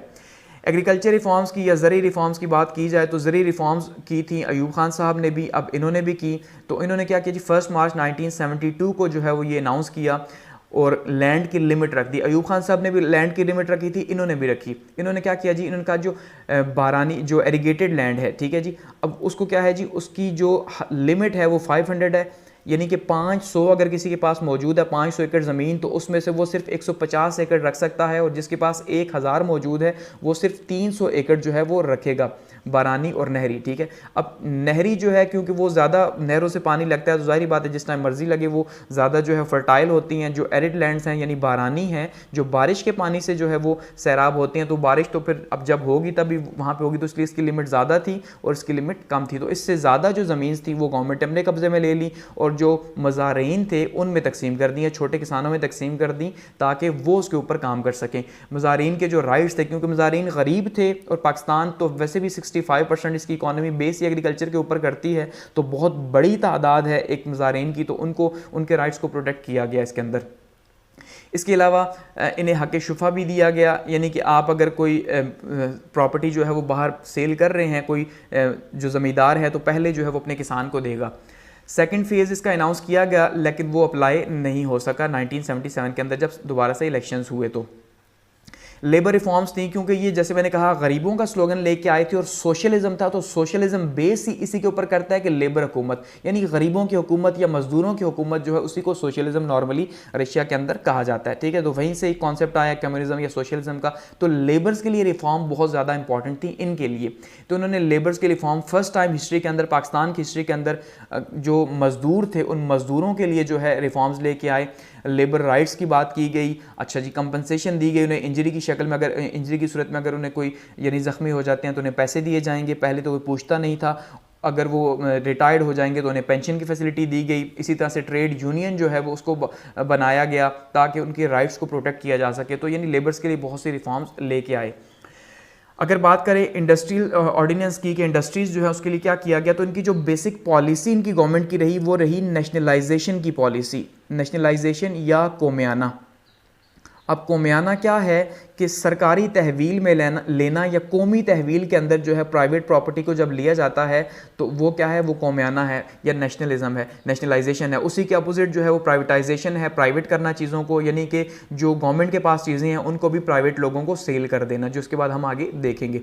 तो ये बिल्कुल दो एक दूसरे के अपोजिट थी। तो नेशनलाइजेशन की पॉलिसी या कोमियाने की पॉलिसी लेके आए और इन्होंने क्या किया, जितनी भी बड़ी बड़ी इंडस्ट्रीज़ थी, 20 बड़ी बड़ी इंडस्ट्रीज़ जिसमें जो है वो आयरन की, स्टील की, हैवी इंजीनियरिंग की ऑटोमोबाइल्स की, ट्रैक्टर असेंबलिंग प्लांट्स की, ऑयल एंड गैस रिफाइनरीज जो हैं, ये सारे के सारे जितनी बड़ी इंडस्ट्रीज़ थी, इन सारी बड़ी इंडस्ट्रीज़ को जो है वो नेशनलाइज कर लिया या कौमी तहवील में ले लिया कि भाई आज से इसको गवर्नमेंट जो है वो चलाएगी। गो कि एक बहुत नेगेटिव स्टेप उस टाइम पे रहा, क्योंकि जितने भी इंडस्ट्रियलिस्ट थे, खास करके अयूब खान साहब ने पिछले 10 साल में जिनको फीड किया था, जिनको पब्लिक का पैसा दिया था, टैक्स पेयर्स का पैसा दिया था कि भाई आप बिजनेस बनाएं ताकि बिजनेस के थ्रू जॉब क्रिएशन हो सके, तो वो सारे के सारे दोबारा से जुल्फ़िकार अली भुट्टो साहब ने जो है गवर्नमेंट की तहवील में ले लिए। तो वो लोग जो यहाँ पे पैसा लगा के इतनी मेहनत कर रहे थे, वो बहुत ज़्यादा डीमोटिवेट हुए और यहाँ से भागे। ठीक है, तो उसके लिए भी उन्होंने क्या किया, पहले से ही पासपोर्ट भी जो है वो जब्त किए हुए थे और इस तरह से यानी बहुत से इकदाम किए, लेकिन ये बहुत ज़्यादा नेगेटिव रहा। गो कि फ़ॉरेन जो डायरेक्ट जो यहाँ पे इन्वेस्टमेंट थी उनको जो है उसको नहीं छेड़ा गया, फ़ॉरेन डायरेक्ट इन्वेस्टमेंट या FDI जिसको कहा जाता है उसको नहीं छेड़ा गया। इसके अलावा लाइफ इंश्योरेंस जो थी उसको स्टेट लाइफ के अंडर कर दिया गया 19 मार्च 1972 को, कि स्टेट लाइफ जो है उसको हेड बनाया गया, उसके अंडर जो है छोटी छोटी जितनी कंपनीज थी प्राइवेट सारी उसके अंडर कर दी गई। स्टेट बैंक जो है उसके अंडर जो है सारे के सारे छोटे बैंक्स कर दिए गए, बिल्कुल इसी तरह से स्टेट बैंक को हेड बना दिया गया 1972 में। और एजुकेशनल रिफॉर्म्स लेके आए, जितने भी प्राइवेट इदारे थे उन सारे के सबको नेशनलाइज कर लिया, सिवाय कुछ एक दो को छोड़ के, जिससे जो है वो एक मोनोपोली भी उनकी क्रिएट हुई और इससे इनके ऊपर तनकीद भी हुई। तो ओवरऑल ये जो है भुट्टो साहब की रिफॉर्म्स रहीं इनके टाइम के अंदर, जो कि इनके ख्याल में पाकिस्तान को तब्दील करने की एक कोशिश थी। मज़ीद अगर देखें इनके जो कारनामे रहे वो क्या थे, तो उसमें शिमला एग्रीमेंट जो है इनका हकीकत में एक बहुत बड़ा कारनामा जो है वो माना जाता है। और ये कारनामा क्यों माना जाता है शिमला एग्रीमेंट, क्योंकि देखिए शिमला एग्रीमेंट एक्चुअली में क्या है कि अब वो जो 93,000 हमारे जो फ़ौजी और सिविलियन जो थे वो 1971 की वॉर की वजह से जो है वो इंडिया की तहवील में थे, तो अब उनको वापस तो लेके आना था। अब उनको कैसे वापस लेके आएँ, तो ऐसे में एक बहुत बड़ा चैलेंज था। तो उसके लिए शिमला एग्रीमेंट किया गया 1972 में शिमला इंडिया के अंदर, और जिसमें जो है वो एक साइड पे इंदिरा गांधी मौजूद हैं और दूसरी साइड पे जो हैं वो जुल्फ़िकार अली भुट्टो साहब मौजूद हैं। तो इन दोनों के बीच में ये एग्रीमेंट हुआ जिसमें कैदियों को वापस लाया गया, और जो इसके अंदर एग्रीमेंट है वो 3 लेयर्स पर मुश्तमिल है। 3 बेसिक एग्रीमेंट्स इसके अंदर एक एग्रीमेंट के अंदर किए गए, जिसमें सबसे पहले एक बुनियादी एग्रीमेंट है, बेसिक एग्रीमेंट, जिसमें कहा गया कि भाई अब से पाकिस्तान और इंडिया जो है वो UN के चार्टर के अकॉर्डिंगली अपने प्रॉब्लम्स को सॉल्व करेंगे, यानी पीसफुली, ठीक है, अमन के साथ, सुकून के साथ जो है वो उसको निगोशिएट करके डील करेंगे। बायलैटरल रिलेशंस जो हैं उनको मुस्तहकम किया जाएगा, यानी जो दो तरफा ताल्लुकात हैं, ठीक है, दो तरफा ताल्लुकात को बहाल किया जाएगा, लेकिन इसके बीच में थर्ड पार्टी नहीं आएगी, यानी कोई तीसरा मुल्क जो है वो इसके बीच में नहीं आएगा, बल्कि दोनों मिल के जो है आपस में फैसला करेंगे। इसी तरह से जो टेरिटरीज़ हैं उनको रिस्टोर किया जाएगा, जो एक दूसरे की ली हुई हैं उनको जो है वो उन टेरिटरीज़ को वापस किया जाएगा। इसी तरह से कहा गया जी जो इंटरनल अफेयर्स हैं एक दूसरे के ममालिक के, अंदरूनी जो मामलात हैं, उन अंदरूनी मामलात में कोई दूसरा मुल्क दखलंदाजी नहीं करेगा, यानी अगर पाकिस्तान के इंटरनल अफेयर्स हैं तो उसमें इंडिया दखलंदाजी नहीं करेगा, और इंडिया के हैं तो पाकिस्तान नहीं करेगा, यानी अपनी एजेंसीज जो हैं उनको कंट्रोल किया जाएगा। रॉ या ISI की अगर हम बात करें तो गो कि आज तक नहीं हो सका। और इस तरह कहा गया कि वॉर जो है वो किसी प्रॉब्लम का सोल्यूशन नहीं, तो टेबल टॉक जो है उसके थ्रू जो है वो बातचीत की जाएगी, बैठ के बातचीत करेंगे। ये एक बेसिक एग्रीमेंट था। दूसरा एग्रीमेंट था इसी के अंदर रिस्टोर रिलेशंस का, कि भाई ताल्लुकात जो हैं उनको अब दोबारा से बहाल भी तो करना है जो ख़राब हुए हैं वॉर के के तौर पे। तो उसमें सबसे पहले कहा गया जो कम्युनिकेशन है उसको दोबारा से बहाल किया जाएगा, बातचीत को ही नहीं बहाल किया जाएगा, ट्रैवल को प्रमोट किया जाएगा, ठीक है जी, ताकि एक दूसरे के मुल्कों में आना जाना स्टार्ट हो। ट्रेड और इकनॉमिक्स को प्रमोट किया जाएगा, सबसे इंपॉर्टेंट मईशत के लिए दोनों मुल्कों की बहुत ज़्यादा इंपॉर्टेंट था कि तिजारत जो है उसका फ़रोग दिया जाए। इसी तरह से सोशल और कल्चरल एक्सचेंज जो है ये भी होगी, यानी कि सोसाइटी या लोगों को भी वीज़े दिए जाएंगे, वो भी एक दूसरे के मुल्कों में आ जा सके, क्योंकि अब ज़ाहिरी बात है इनके स्टेक्स तो मौजूद है एक दूसरे कंट्रीज़ के अंदर। तो इस तरह ये जो है वो रिस्टोर रिलेशंस के ऊपर बात हुई। थर्ड जो थी इसके लेयर, उसके अंदर फ्यूचर रिलेशंस की बात की गई कि सबसे पहले जो है वो जो फ़ौजें हैं उनको हम विड्रॉ करेंगे और उनको अपनी पुरानी पोजीशन के ऊपर लेके आएंगे। इसी तरह से कश्मीर की जो लाइन ऑफ कंट्रोल है, जो जहाँ पे अभी इस टाइम पे फ़ौजें मौजूद हैं, उन्हीं को LOC माना जाएगा। जो 1948 में वॉर हुई थी तो वो LOC अब इस टाइम पे इसको नाम दिया गया। और उसको जो है वहाँ पे रखा जाएगा, यानी उससे ना आगे पाकिस्तान आएगा ना इंडिया जाएगा। और ये सारे का सारा 30 डेज़ के अंदर होगा। यानी ये जो शिमला एग्रीमेंट जितना भी था ये कहा गया कि इसको इन्फोर्स किया जाएगा 30 डेज़ के अंदर, ये नहीं कि भाई इसको करके छोड़ दिया तो अब ये जब तक भी हो। तो इसलिए इसी के थ्रू जो है वो प्रिजनर वापस आए, और साथ में ये माना जाता है कि पाकिस्तान के लिए शर्त भी रखी गई कि वो बांग्लादेश जो है उसको मान ले। अगर वो बांग्लादेश को मान लेगा तो फिर जो है ना ये सारे मामला सेटल डाउन होंगे। तो खैर ये बांग्लादेश को माना भी नहीं जुल्फ़िकार अली भुट्टो ने, और फिर भी ये सारी शर्तें जो है वो कबूल हुई। तो ये जुल्फ़िकार अली भुट्टो का एक कारनामा ही माना जाता है नॉर्मली। आगे बढ़ते हैं। आगे अगर बात करें जुल्फ़िकार अली भुट्टो के गवर्नमेंट की एक और अहम जो है वो कदम की, तो वो था कॉन्स्टिट्यूशन ऑफ 1973, यानी 1973 का जो आइन है, ये भी जो आज तक पाकिस्तान का आइन चला आ रहा है 1973 का ही है। ये कारनामा माना जाता है जुल्फ़िकार अली भुट्टो का कि उनकी गवर्नमेंट ने जो है एक ऐसा कॉन्स्टिट्यूशन बनाया जो आज तक चला आ रहा है। इससे पहले हम देख चुके हैं कि 1956 का कॉन्स्टिट्यूशन आया जो 2.5 साल चला। उसके बाद 1962 का कॉन्स्टिट्यूशन आया जो कि 1969 के अंदर जो है वो ख़त्म हो गया। तो इसका मतलब ये दोनों कॉन्स्टिट्यूशन जो थे इनके अंदर इतनी जान नहीं थी कि ये लॉन्ग टर्म के लिए रन कर सकते, लेकिन ये जो 73 का आइन था आज भी चला आ रहा है। की फीचर्स की बात करें तो सबसे पहली बात जो है, इसको 25 रुकनी कमेटी ने बनाया था। तो इसमें हर तरह के जो है वो साथ में यानी कि ऐसे 25 लोग शामिल थे कि जिनको बाद में एतराज़ ना हो, जो स्टेक होल्डर्स हों, जिसके अंदर उलमाए कराम जो हैं वो भी शामिल थे। तो सबसे पहले ये पार्लियामेंट्री है, और पार्लियामेंट्री भी 2 ऐवानी मुकन्ना है इसके अंदर, यानी 2 ऐवान होंगे। ऐवान जो ज़ीरी हैं उसको कौमी असम्बली कहा जाएगा, और जो अपर हाउस है उसको कहा जाएगा सेनेट। तो अभी इस टाइम पे बिल्कुल ऐसा ही है, एक साइड पे जो है, और ये दोनों मिल के पार्लियामेंट कहलाएंगे, ठीक है। एक साइड पे कौमी असम्बली जहाँ पे लोग इलेक्ट होकर आएंगे, उसके बाद जो है सेनेट है, और ये जो दोनों हैं पार्लियामेंट कहलाएंगे। बाई कैमरल लेजिस्लेशन है, 2 ऐवानी मुकन्ना। प्रेसिडेंट और पीएम जो हैं ये दोनों के दोनों मुसलमान होना शर्त है, ठीक है, ये सबसे इंपॉर्टेंट। अच्छा, डेमोक्रेटिक कॉन्स्टिट्यूशन है, यानी जमहूरी आइन होगा, जमहूरियत पर मुल्क चलेगा। रिटन कॉन्स्टिट्यूशन है। इसी तरह से फेडरल सिस्टम इसमें इंट्रोड्यूस करवाया गया कि फेडरल सिस्टम होगा, पाकिस्तान एक फेडरेशन होगी, और सूबे उसमें जो है वो आज़ाद होंगे, सूबों की आज़ादी होगी। स्टेट रिलीजन जो है वो इस्लाम होगा, ये यहाँ पे कहा गया, और मुल्क का नाम इस्लामी जमहूरिया पाकिस्तान कहा गया जी, कि भाई क्योंकि इस्लाम के ऊपर बना है तो इस्लामी जमहूरिया पाकिस्तान होगा। इस्लामिक वे ऑफ लाइफ जो है वो उसको प्रमोट किया जाएगा मुल्क के अंदर, यानी वो तमाम के तमाम कवानीन बनाए जाएंगे जो इस्लाम को एक तो प्रमोट कर सकें, और दूसरा ऐसे कवानीन जो कि अभी बने हुए हैं लेकिन वो इस्लाम के अगेंस्ट है, तो उनको भी जो है वो आहिस्ता आहिस्ता चेंज किया जाएगा। पीएम और प्रेसिडेंट मुसलमान, ये दोबारा से आया। इस्लामिक वैल्यूज़ जो है उनको जो है इस्लामी इक़दार जो हैं उनको जो है वो प्रोटेक्ट किया जाएगा। इस्लामिक आइडियोलॉजिकल कौंसिल, इस्लामी नज़रियाती कौंसिल जो है इसके अंदर बनाई गई, जो जिसका काम ही ये था कि कवानीन जितने भी हैं हुकूमत को प्रपोज़ करे इस्लामी कवानीन, और जो नए हैं उनको एक तो नज़रसानी करे, और जो पुराने हैं उनको भी अगर कोई इस्लाम के ख़िलाफ़ है तो चेंज किया जाए।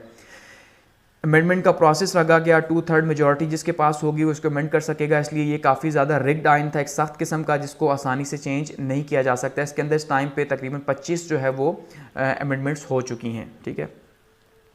आगे बढ़ते हैं। इसके अलावा अगर भुट्टो साहब के दौर की बात करें तो बलूचिस्तान ऑपरेशन जो है भुट्टो साहब जो 1970 में भी हुआ, 1973 से 77 तक 5 साल ये चला। यहाँ पे जो कि अलहदगी पसंद थे बलूचिस्तान के अंदर, उनके ख़िलाफ़ जो है ये ऑपरेशन किया गया। इसके अलावा एक और कारनामा भुट्टो साहब का था, OIC कॉन्फ्रेंस जो है 1974 में जो है वो लाहौर के अंदर बुलाई गई, जिसको लाहौर समिट भी कहा गया, जो कि 22 से 24 जो है वो इस रही, 1974 को रही। और ये सबसे इम्पॉर्टेंट इसलिए रही क्योंकि OIC में फ़र्स्ट टाइम जो है ईरान को भी और सऊदी अरब को भी एक प्लेटफॉर्म के ऊपर जो है वो लाया गया, क्योंकि इससे पहले जो है वो ऐसा नहीं हुआ। क्योंकि जब भी OIC ये सेकंड खैर कॉन्फ्रेंस थी तो ईरान हमेशा से ही जो है वो सऊदीया के अगेंस्ट रहा है, और जहाँ पे सऊदी बादशाह बैठते हैं तो वहाँ पे ईरान जो है, ईरान के बादशाह वो नहीं आते। तो ये भुट्टो साहब ने जो है वो अपनी पावर यूज़ की, अपनी कम्युनिकेशन यूज़ की, और इन दोनों को जो है वो एक साथ यहाँ ला बिठाया। इसी के अलावा माना जाता है कि जो एटॉमिक बम है पाकिस्तान का, जो एटमी बम है उसका जो बुनियाद है वो भुट्टो साहब ने रखी। स्लोगन लगाया, घास फूस खाएंगे एटम बम बनाएंगे। तो ये जो एटम बम है, एटम बम भी उस टाइम पे भुट्टो साहब ने इसकी बुनियाद रखी। उसके बाद 1977 के इलेक्शन हुए 7 मार्च 1977 को। एक साइड पे PNA थी, पाकिस्तान नेशनल अलायंस, जिसका जो नारा था वो निज़ाम मुस्तफ़ा था कि भाई हम जो है वो इस्लामिक सिस्टम लेके आएंगे। और भुट्टो साहब के ऊपर इल्ज़ाम लगा कि ये जो है शराब पीते हैं और मुल्क को इन्होंने जो है वो सोशलिस्ट बना दिया, इस्लाम में सोशलिज्म की कोई गुंजाइश नहीं और इस तरह की बातें की गई भुट्टो साहब के खिलाफ। तो एक 9 रुकनी जो है वो इत्तेहाद बनाया गया PNA के अंडर और दूसरी साइड पे पीपल्स पार्टी थी। तो नतीजा क्या निकला कि पीपल्स पार्टी दोबारा से जीत गई, यानी भुट्टो साहब फिर इलेक्ट होकर आए, लेकिन PNA ने इन इलेक्शंस को मानने से इनकार कर दिया। और इस तरह से क्या हुआ कि PNA की मूवमेंट जो है वो स्टार्ट हो गई और जो एंड हुई मार्शल लॉ के ऊपर। और इस तरह से ज़िया-उल हक साहब जो हैं उन्होंने मार्शल लॉ लगा दिया मुल्क के अंदर और उसके बाद जो है 5 जुलाई को नहीं मार्शल लॉ लगा। अब अगर बात करें ज़िया-उल हक साहब की हुकूमत की, तो ज़िया-उल हक साहब जो है सबसे पहले इन्होंने मार्शल लॉ लगाया जब 5 जुलाई को, तो सबसे पहले इन्होंने अनाउंस किया कि भाई 90 डेज़ के अंदर इलेक्शंस होंगे। ठीक है, क्या कहा कि 90 डेज़ के अंदर इलेक्शन होंगे, ज़िया-उल हक ने कहा। लेकिन उसके बाद फिर हमने देखा कि 6 साल गुजर गए लेकिन 6 साल तक इलेक्शंस नहीं हो सके, यानी कि जो नेक्स्ट इलेक्शंस हुए 1985 के अंदर जो है वो इलेक्शंस हुए, वो भी पार्टी बेसिस के ऊपर नहीं हुए।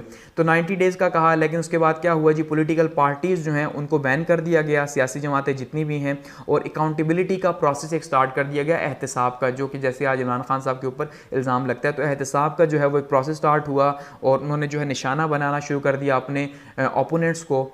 इसके अलावा जी लाहौर हाई कोर्ट ने इसी दौरान जो है जुल्फ़िकार अली भुट्टो साहब को जो है वो फांसी की सज़ा सुना दी। उस तरह जुल्फ़िकार अली भुट्टो को फांसी हो गई, यानी कि एक बहुत बड़ा ओपोनेंट जो है पीपल्स पार्टी या भुट्टो साहब, उनको जो है वो फांसी हो गई। तो अब पीछे ग्राउंड इनके लिए साफ था। ऐसे में फिर क्या हुआ जी, सिविलियन कैबिनेट जो है इन्होंने जुलाई के अंदर, जुलाई में 1978 में जो है वो अनाउंस करवाई, जिसके अंदर PNA के लोगों को भी शामिल किया गया, ताकि जो अपोजिशन है, यानी अगर उसको शामिल कर लिया जाए तो उससे क्या होगा, मुल्क के अंदर हालात कुछ बेहतर हो जाएंगे। ज़िया-उल हक उसके बाद 16 सितंबर 1978 को जो है वो मुल्क के प्रेसिडेंट बन गए और उसके साथ ही उन्होंने जो है 1979 के अंदर लोकल गवर्नमेंट इलेक्शंस करवा दिए, ताकि लोअर लेवल पे जो है वो गवर्नमेंट अपना इन्फ्लुएंस शो कर सके या लोअर लेवल पे भी जो है अपने काम किए जा सकें। फिर प्रोविंशियल कॉन्स्टिट्यूशन ऑर्डर्स जो है 23 मार्च 1981 के थ्रू जो है इनको रिप्लेस किया गया 1973 के कॉन्स्टिट्यूशन के साथ, यानी क्योंकि अब मार्शल लॉ लगा हुआ है तो 1973 का आइन तो सूट करता नहीं किसी सूरत भी, तो फिर PCO जो है उसको एक नया कॉन्स्टिट्यूशन बनाया गया या उसको जो है वो लागू किया गया। प्रेसिडेंशियल रेफरेंडम करवाए गए दिसंबर 1984 को और ज़िया-उल हक साहब दोबारा जो है 5 साल के लिए जो है वो इलेक्ट हो गए एज ए प्रेसिडेंट। इसके अलावा जी इलेक्शंस करवाए गए 1985 के अंदर और ये नॉन पार्टी जो है वो इलेक्शंस थे, इसके नतीजे के तौर पे जो है वो हुकूमत बनी और उसमें से अब जो है इन्होंने फिर जुनेजो साहब को जो है वो प्राइम मिनिस्टर बनाया। मार्शल लॉ को भी एंड कर दिया गया 30 दिसंबर 1985 को, क्योंकि इलेक्शन हो चुके थे तो अब मार्शल लॉ एंड होना था। लेकिन उससे पहले इन्होंने क्या किया, 8th अमेंडमेंट जो है वो पास करवाई। अब 8th अमेंडमेंट पास करवाई, 8th अमेंडमेंट क्या थी, 58(2)B की जो पावर थी, ठीक है जी, 58(2)B की, कि जिसके तहत जो असम्बलियाँ तोड़ने का जो इख्तियार है जो 1973 के कॉन्स्टिट्यूशन के अकॉर्डिंगली वज़ीर आज़म के पास है, ठीक है, अभी भी वज़ीर-ए-आज़म के पास है, तो ये इन्होंने अपने पास रखा कि भाई जो असम्बलियाँ तोड़ने का इख्तियार है जब इनके पास होगा तो ये किसी भी टाइम पे जो है वो गवर्नमेंट जो इनके अकॉर्डिंगली काम नहीं करेगी तो उसे चेंज कर सकते हैं। तो ऐसे में फिर उसके बाद इलेक्शंस के बाद नई गवर्नमेंट बनी। लेकिन फिर हमने देखा कि फिर ज़िया-उल हक साहब जो है उनका प्लेन भी क्रैश हो गया और इस दौरान जो है वो फिर बीच में जो गवर्नमेंट चली मोहम्मद ख़ान जुनेजो साहब की, तो मोहम्मद ख़ान जुनेजो ने जो है वो भी मुल्क के लिए बहुत इंपॉर्टेंट रोल प्ले किया, जिसको हम आगे डिस्कस करेंगे। अब बात करते हैं इस्लामाइजेशन ऑफ ज़िया-उल हक की, ठीक है, कि ज़िया-उल हक साहब जो हैं इन्होंने जो इस्लामी कवानीन जो हैं उनको इंट्रोड्यूस करवाया। वो इस्लामी कवानीन कौन कौन से थे इनके ज़माने में, ठीक है। अब इस्लामी कवानीन इंट्रोड्यूस तो करवाए गए, लेकिन इनके ऊपर इल्ज़ाम लगता है जैसे कि जो लेफ़्ट विंग है, जो लिबरल्स हैं, वो ये मानते हैं कि ये वक्त की ज़रूरत थी, क्योंकि उस टाइम पे अफ़गान जो वॉर थी, अफ़गान वॉर की वजह से जो है इन्होंने मुल्क को सारे का सारा इस्लामी खोल पहना दिया। और जो राइट विंग है वो ये मानता है कि नहीं भाई ये बहुत अल्लाह वाले थे और इस वजह से जो है इन्होंने ये सारे के सारा किया, यानी इस्लामी कवानीन लेके आए। उसमें सबसे पहले हुदूद ऑर्डीनेंस जो है 10 फरवरी 1969 को लेके आए। हुदूद ऑर्डीनेंस यानी कुरान और सुन्ना के मुताबिक सज़ाएँ देना जो है वो उसको लागू किया गया। ज़कात और उशर का ऑर्डीनेंस 20 जुलाई 1920 को जो है वो पास किया गया और ज़कात फाउंडेशन जो है वो बनाएगी फरवरी 1982 के अंदर। और इस फाउंडेशन का पर्पज़ क्या था कि जो लोग भी ज़कात लेने आते हैं उनको ट्रेन किया जाए, उनको हुनर सिखाया जाए, ताकि वो दोबारा जो है नेक्स्ट टाइम दोबारा से ज़कात ना मांगे। और ये बहुत अच्छा इक़दाम था। इसी तरह से फेडरल शरिया कोर्ट जो है, वफाकी शरी अदालतें जो हैं, उनको जो है वो उनका क़याम अमल में लाया गया ताकि सज़ाएँ इस्लामी कवानीन के मुताबिक दी जा सकें। उसके लिए क्या हुआ कि हाई कोर्ट के अंदर एक तो 3 जजेस जो है वो मुकर्रर किए गए और सुप्रीम कोर्ट के अंदर जो है वो अपीलेट कोर्ट जो है उसका बनाया गया शरिया बेंच का, कि भाई कोई अपील करना चाहे तो यहाँ पर अपील कर सकता है। इस तरह से पाकिस्तान स्टडीज़ और इस्लामियात की जो एजुकेशन है इसको जो है वो कंपलसरी करार दिया गया ग्रेजुएशन तक, यानी 14वीं तक। और जो ब्लास्फेमी एक्ट है उसको भी आर्टिकल 298 के अंदर जो है चेंज करके इसमें भी सज़ा लाएगी 3 साल की, कि भाई कोई भी जो है वो सहाबा की शान में गुस्ताखी करेगा या अहले बैत की शान में जो है वो गुस्ताखी करेगा तो उसको जो है वो सज़ा दी जाएगी। एहतराम रमज़ान ऑर्डिनेंस जो है वो लेके आए 1981 के अंदर, के रमज़ान में जो है होटल वगैरह बंद होंगे और कोई भी जो है पब्लिकली नहीं खाएगा या खाता हुआ दिखाई देगा तो उसको भी उठा के जेल में डालेंगे, कि रमज़ान का एहतराम है। फेडरल ओम्बुड्समैन या फिर वफाकी एहतसाब जो है इसका इदारा कायम किया गया जून 1981 में। ये वफाकी जो मोहतसिब था इसकी जो मियाद थी वो 4 साल के ओहदे की थी, और इसका तरीक़ाकार क्या था कि भाई किसी को भी अगर किसी सरकारी इदारे से या फिर किसी भी नीम सरकारी इदारे से या किसी अफसर वगैरह से शिकायत है तो वो एक सादे कागज़ के ऊपर अपनी एप्लीकेशन लिखेगा और वो एप्लीकेशन जो है वो भेज देगा वफाकी मौसिब को और उसके ख़िलाफ़ जो है वो एक्शन लेगा। मजलिस शूरा का क़याम किया गया, या मजलिस शूरा या कौमी असम्बली जिसको नॉर्मली कहते हैं, तो ये कौमी असम्बली उस तरह की नहीं थी। इसमें जो है वो 50 लोग थे और इनका काम क्या था, एक ब्रिज का काम करना, यानी एक साइड पे गवर्नमेंट है दूसरी साइड पे पब्लिक है, तो पब्लिक और गवर्नमेंट के बीच में एक ब्रिज का काम करना था। इस मजलिस शूरा ने इंटरेस्ट फ्री बैंकिंग जो है इसको इंट्रोड्यूस करवाया गया। आगे बढ़ते हैं, बात करते हैं स्वेत अफ़गान वॉर की 1979 के अंदर, यानी कि ज़िया-उल हक साहब के टाइम पे ही जो है ये वॉर स्टार्ट हुई अफ़गानिस्तान की, कि जब सोवियत यूनियन जो है वो अफ़गानिस्तान के अंदर 1979 में दिसंबर 1979 में दाखिल हुआ और 1 लाख के करीब जो है वो अपने सिपाही लेके यहाँ पे दाखिल हुआ। अब जब दाखिल हुआ तो माना ही जाता है कि पाकिस्तान जो है उसने इसमें बहुत इंपॉर्टेंट रोल प्ले किया, क्योंकि पाकिस्तान ये जानता था कि जो सोवियत यूनियन है, सोवियत यूनियन का जो पर्पज़ है वो अफ़गानिस्तान में आने का वो ये है कि ये यहाँ से होता हुआ पाकिस्तान को भी जो है वो कनकर करे और उसके बाद जो है ये बहरे अरब तक जो है वो वहाँ तक पहुँचे, यानी इसे गर्म पानियों की तलाश है नॉर्मली जो कहा जाता है। तो इसलिए पाकिस्तान ने ये फैसला किया कि सोवियत यूनियन जो है इसको वहीं पे तोड़ा जाए और उसके ख़िलाफ़ वहाँ पे एक प्रॉक्सी वॉर स्टार्ट की जाए। तो पाकिस्तान ने बहुत इंपॉर्टेंट रोल प्ले किया। अब इस वॉर के नतीजे के तौर पे तकरीबन कोई 35 लाख के करीब जो है वो मुहाजिरीन भी पाकिस्तान में आए, ये भी एक बहुत बड़ा बर्डन पाकिस्तान के लिए बना। तो पाकिस्तान वैसे ही जो है इसका एक प्लेयर बन गया, क्योंकि इतने ज़्यादा मुहाजिरीन यहाँ पे आए, साथ में ईरान गए। तो इसमें फिर क्या हुआ जी, इस्लामिक कंट्रीज़ जो है उसकी एक कॉन्फ्रेंस बुलाई गई और उन्होंने भी सपोर्ट किया पाकिस्तान को कि भाई अब ये जिहाद का टाइम है तो हमें अफ़गानिस्तान की मदद करनी चाहिए। इस्लामिक कंट्रीज़ ने भी ये कहा। यूएस के रोल की बात की जाए तो ये कोल्ड वॉर का एरा था जब रशिया और अमेरिका जो है आपस में लड़ रहे थे, तो ऐसे में यूएस ने भी सपोर्ट किया। यूएस ने कैसे सपोर्ट किया कि यूएस ने जो है वो डॉलर्स दिए और पाकिस्तान की मदद की, और सऊदी अरब जो है उसने भी पाकिस्तान की मदद की। सऊदी अरब ने मैन पावर प्रोवाइड की, यानी कि लड़ने के लिए मुजाहिदीन जो हैं वो मुहैया किए गए सऊदी अरब ने, ठीक है। और साथ में जो पैसे थे वो अमेरिका ने प्रोवाइड किए और इस तरह पाकिस्तान ने जो है उन्हें ट्रेनिंग दी और इस तरह से जो है ये एक वॉर लड़ी गई जो 10 सालों पर मुश्तमिल थी। और इस 10 सालों में जो है वो कामयाबी जो है वो पाकिस्तान को हासिल हुई और नतीजे के तौर पर जो सोवियत यूनियन है उसको यहाँ पर शदीद किस्म का नुकसान हुआ और तकरीबन 50 लाख के करीब जो है ये 10 सालों में अपने फ़ौजी गंवा बैठा। और साथ में जो मईशत के ऊपर उसका जो असर था, जो रशियन मईशत के ऊपर था सोवियत यूनियन की, वो भी बहुत बुरा हुआ। और नतीजे में जब मिखाइल गोर्बाचोव जो है उनकी गवर्नमेंट आई तो उन्होंने यहाँ से वापस जाने का फ़ैसला कर लिया। अब इसी के कॉन्टेक्स्ट में आगे है जुनेवा एकर्ड। जुनेवा एकर्ड क्या है या जुनेवा मुआहिदा क्या है कि अब जब रशिया को यहाँ पे बहुत ज़्यादा लॉस हुआ इकनॉमिकली भी और साथ में उनको 50 लाख फ़ौजियों का नुकसान भी हुआ, तो उन्होंने फ़ैसला किया यहाँ से वापस जाने का। तो फिर ये मुआहिदा हुआ पाकिस्तान के और रशिया के बीच में, यूएन जो है उसको बीच में लाया गया और यूएन के ताउन से जो है ये जुनेवा के अंदर पाकिस्तान और रशिया के बीच में मुआहिदा हुआ। और इसमें रशिया ने ये कहा कि भाई जो है वो यहाँ से फोर्सेस विड्रॉल कर लेगा, 15 मई 1988 तक जो है अपने ट्रूप्स को वापस लेके जाना स्टार्ट कर देगा। अब यहाँ पे कुछ इख्तिलाफात भी पैदा हुए। इख्तिलाफात किस बात के ऊपर पैदा हुए कि जो मोहम्मद ख़ान जुनेजो साहब थे जो उस टाइम पे प्राइम मिनिस्टर थे पाकिस्तान के, ठीक है, जिनको ज़िया-उल हक साहब खुद अपनी मर्ज़ी से लेके आए थे, ये चाहते थे कि साइन कर दिए जाएं 1 मार्च तक। इन्होंने कहा साइन कर दें ताकि ये पूरे का पूरा प्रोसेस ख़त्म हो और अफगानिस्तान से रशिया वापस जाए। लेकिन ज़िया-उल हक ऐसा नहीं चाहते थे। ज़िया-उल हक ये समझते थे कि अगर रशिया वैसे ही हिंदुस्तान को छोड़ के चला गया तो पीछे जो है वो एक सिविल वॉर जो है स्टार्ट हो जाएगी और वो पाकिस्तान के हक़ में नहीं। इसलिए जो है बहुत ज़्यादा ज़रूरी है कि यहाँ पर एक हुकूमत जो है वो बनाई जाए और हुकूमत भी किसकी, तालिबान की हुकूमत बनाई जाए ताकि यहाँ पे हालात ठीक रहें, क्योंकि इन्फ्लुएंस उनका है तो इस वजह से। लेकिन फिर इख्तिलाफात जो है वो पैदा हो गए अपनी गवर्नमेंट के अंदर भी।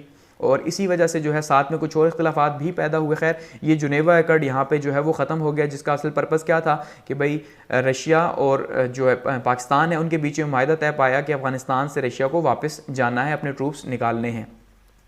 लेकिन इसकी वजह से जब इख्तिलाफात पैदा हुए, साथ में कुछ और बयानात हुए, साथ में ओजड़ी कैंप का जो है वो वाक़या हुआ 1988 के अंदर, ठीक है। तो फिर जो है वो जुनेजो साहब की गवर्नमेंट को घर भेज दिया गया 30 मई 1988 को, ठीक है।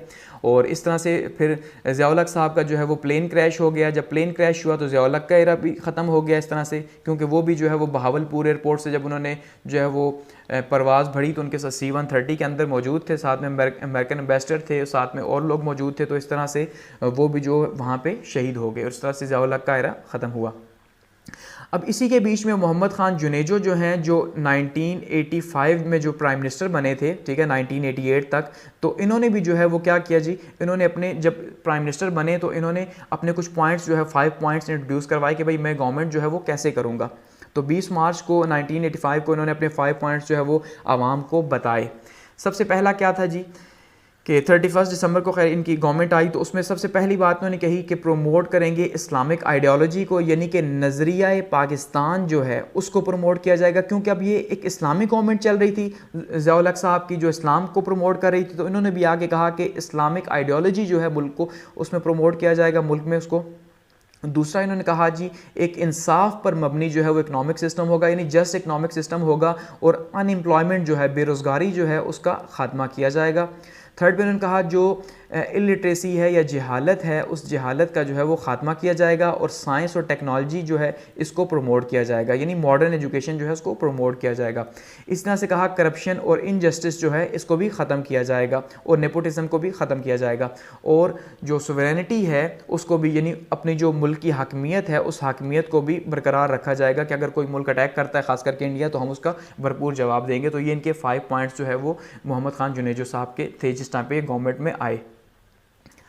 आगे बढ़ते हैं और बात करते हैं जी first era of Benazir Bhutto के बेनज़ीर भुट्टो साहिबा जो हैं, जो इनका जो फ़र्स्ट एरा गुज़रा वो कैसा गुज़रा। अच्छा, बेनज़ीर भुट्टो साहिबा की जो हुकूमत है वो 1998 से 1990 तक जो है ये रही, सॉरी ये 1988 है, 1988 से 1990 तक। अब होता ये है कि इससे पहले अगर बात की जाए, इलेक्शंस होते हैं 1988 के अंदर 16 नवंबर 1988 को, लेकिन उससे पहले जो बेनज़ीर साहिबा हैं वो 1986 में जो है वो वापस आती हैं पाकिस्तान, यानी लाहौर में ये वापस आती हैं, क्योंकि इससे पहले जब जुल्फ़िकार अली भुट्टो साहब जो हैं उनको फांसी दे दी गई, और उसके बाद जो है मुल्क में इन्होंने बहुत ज़्यादा, ख़ास करके पीपल्स पार्टी जो है इसने बहुत ज़्यादा स्ट्रगल की मुल्क के अंदर। अब बहुत ज़्यादा स्ट्रगल की, इनके वर्कर्स को मारा गया, रोडों पे घसीटा गया, और बहुत बुरा, यानी कि इनको इंतकाम का निशाना बनाया गया, क्योंकि जुल्फ़िकार अली भुट्टो साहब जो है वो आर्मी के बहुत ज़्यादा अगेंस्ट थे, तो उसके नतीजे के तौर पे उनके साथ बहुत बुरा हुआ। तो बेनज़ीर भुट्टो साहिबा भी जो है वो मुल्क छोड़ के चली गई, फिर 1986 के अंदर वापस आईं, और जब वापस आईं तो उन्होंने जो है वो इलेक्शन कैंपेन स्टार्ट कर दी, और उसके नतीजे के तौर पे क्योंकि बहुत ज़्यादा पॉपुलैरिटी थी इनकी, तो इस तरह से जो मुकाबला हुआ वो असल में हुआ पाकिस्तान पीपल्स पार्टी और IJI के बीच में, यानी इस्लामी जमहूरी इत्तेहाद। अब ये जो इस्लामी जमहूरी इत्तेहाद है, ये इसके अंदर नवाज शरीफ साहब उस टाइम पे शामिल थे। ये कंजर्वेटिव पार्टीज़ का या राइट विंग पार्टीज़ जो हैं उनका एक इत्तेहाद था, और दूसरी साइड पे पीपल्स पार्टी थी। बावजूद इसके कि ये सारी की सारी पॉलिटिकल पार्टीज शामिल थी, उन्होंने हर तरह का हरबा इस्तेमाल किया, इवन गैर इखलाकी हथकंडे जो है वो भी इस्तेमाल किए गए बेनज़ीर साहिबा के ख़िलाफ़, और उनकी कैरेक्टर असैसिनेशन की गई, बहुत यानी कि बुरी तरह से उनको जो है ना उनकी पिक्चर्स फेंकी गई, सब कुछ किया गया। तो फिर भी जो है ये इलेक्शंस जीत गई, और इस तरह से ये फ़र्स्ट टाइम प्राइम मिनिस्टर बनी पाकिस्तान की। एक तो ये यंगेस्ट प्राइम मिनिस्टर बनी पाकिस्तान की, दूसरा मुस्लिम दुनिया के अंदर ये पहली जो है वो ख़ातून जो हैं वो वज़ीर आज़म बनी, तो ये भी इनको एक यानी एजाज़ हासिल है। अब अगर बात की जाए चैलेंजेस की कि इनके जो चैलेंजेस थे वो क्या क्या थे इनके गवर्नमेंट में जब आई, तो सबसे पहली बात तो ये है कि ये आर्मी इनके बहुत ज़्यादा अगेंस्ट थी, एस्टेब्लिशमेंट जिसको नॉर्मली पाकिस्तान के अंदर कहा जाता है सुबह शाम, ठीक है। तो आर्मी बहुत ज़्यादा जो है इनके ख़िलाफ़ थे। क्यों थी? ऑब्वियसली आर्मी ने ही IJI बनाई थी यहाँ पे, और IJI जो है वो इसीलिए सामने आई थी ताकि वो मुकाबला कर सके पीपल्स पार्टी का, लेकिन वो मुकाबला नहीं कर सकी। और आर्मी की वैसे भी पिछले 10 सालों में हमने देखा पीपल्स पार्टी के साथ नहीं बनी, उन्हें मारा गया, उन्हें ज़दोकोप किया गया। तो एक तो इनके साथ ये इशू था, दूसरा प्रेसिडेंट साहब भी जो है वो आर्मी की तरफ से ही थे, तो उनको भी जो है ना उनकी सपोर्ट भी हासिल नहीं थी। तीसरा, राइट विंग की जो पार्टीज़ थी उनके लिए ये बर्दाश्त करना बहुत ज़्यादा मुश्किल था, यानी इस्लामिक जो पार्टीज़ है ख़ास करके प्योरली, उनका ये मानना बहुत मुश्किल था कि भाई वो ये माने कि खातून जो है वो मुल्क की वज़ीर-ए-आज़म बन बैठी है। इसी तरह से जो MQM के साथ इनके रिलेशंस थे वो भी अच्छे नहीं थे, क्योंकि ये दोनों एक ही सूबे के अंदर मौजूद थे, तो वहाँ पे भी रिलेशंस इनके अच्छे नहीं थे, और फॉरेन पॉलिसी के हवाले से भी इनको चैलेंजेस थे। ठीक है, अब बात की जाए इनके अचीवमेंट्स की या इनके जो वर्क्स थे उनकी बात की जाए कि इन्होंने किया क्या, तो उसमें सबसे इंपॉर्टेंट जो है वो सार्क की कॉन्फ्रेंस हुई 1988 के अंदर जो है, यानी 29 से 31 दिसंबर तक 1988 को ये सार्क की कॉन्फ्रेंस हुई इस्लामाबाद के अंदर, और इसमें जो है ये इनकी एक अचीवमेंट मान जाती है, क्योंकि इन्होंने इंडिया के साथ जो रिलेशंस थे इस सार्क कॉन्फ्रेंस के मौके पर बहुत अच्छे कर लिए थे। यहाँ तक कि इनके ऊपर इल्ज़ाम भी लगा, राजीव गांधी के साथ इनका अफेयर चला, यानी माना जाता है, और ये इनके ऊपर इल्ज़ाम लगाया गया। बाद में मोहतरमा ने ख़ुद ये कहा कि इंडिया के साथ में रिलेशंस बहुत अच्छे हो रहे थे, लेकिन जो ISI है उसने जो है वो इन रिलेशंस को ख़राब किया, और ये ISI चाहती नहीं है कि पाकिस्तान के इंडिया के साथ रिलेशंस अच्छे हो। इन्होंने बाद में एक इंटरव्यू में ये कहा। तो उस टाइम पे इन्होंने एक एग्रीमेंट किया था इस सार्क कॉन्फ्रेंस के मौके पे कि not attacking on nuclear installations, कि भाई हम एक दूसरे के जहाँ पे न्यूक्लियर प्लांट्स वगैरह मौजूद है वहाँ पे जो है वो हमला नहीं करेंगे अगर हमारी वॉर भी होगी तो। इसी तरह से रिलेशंस इंडिया के साथ फिर काफ़ी बहाल हुए। माना जाता है इन्होंने सिखों की जो लिस्टें हैं, वो जो आर्मी जिसको ISI जिसको सपोर्ट करती रही, तो वो जो है वो राजीव गांधी के हवाले की। इसके ऊपर भी बहुत ज़्यादा जो है वो एक दोबारा से ISI और हुकूमत के बीच में, या आर्मी और हुकूमत के बीच में एक बहुत ज़्यादा जो है वो दोबारा से हालात ख़राब हुए इस बात के ऊपर भी। इस्लामिक कंट्रीज़ के साथ जो रिलेशंस हैं उनको प्रमोट किया गया। इसके अलावा नेशनल प्रेस ट्रस्ट जो है उसको तोड़ा गया और PTV बनाया गया। नेशनल प्रेस ट्रस्ट को पॉलिटिकल प्रिजनर्स जो हैं, यानी कि जो सियासी कैदी हैं, उन सियासी कैदियों को जो है वो आज़ाद किया गया, और ट्रेड यूनियन जो है उसको बहाल किया गया, क्योंकि ट्रेड यूनियन पहले और ख़ास करके लेबर यूनियन जो है ये भी ज़ियाउल हक साहब के ज़माने में जो है वो बंद थी, तो इसको भी जो है वो दोबारा से बहाल किया गया। लेबर यूनियन को पीपल्स वर्कर प्रोग्राम जो है इसका आगाज़ किया गया पेशावर के अंदर, और इसके थ्रू भी जो है वो जो गरीब लोग हैं उनके लिए जो है इसमें काम किया गया।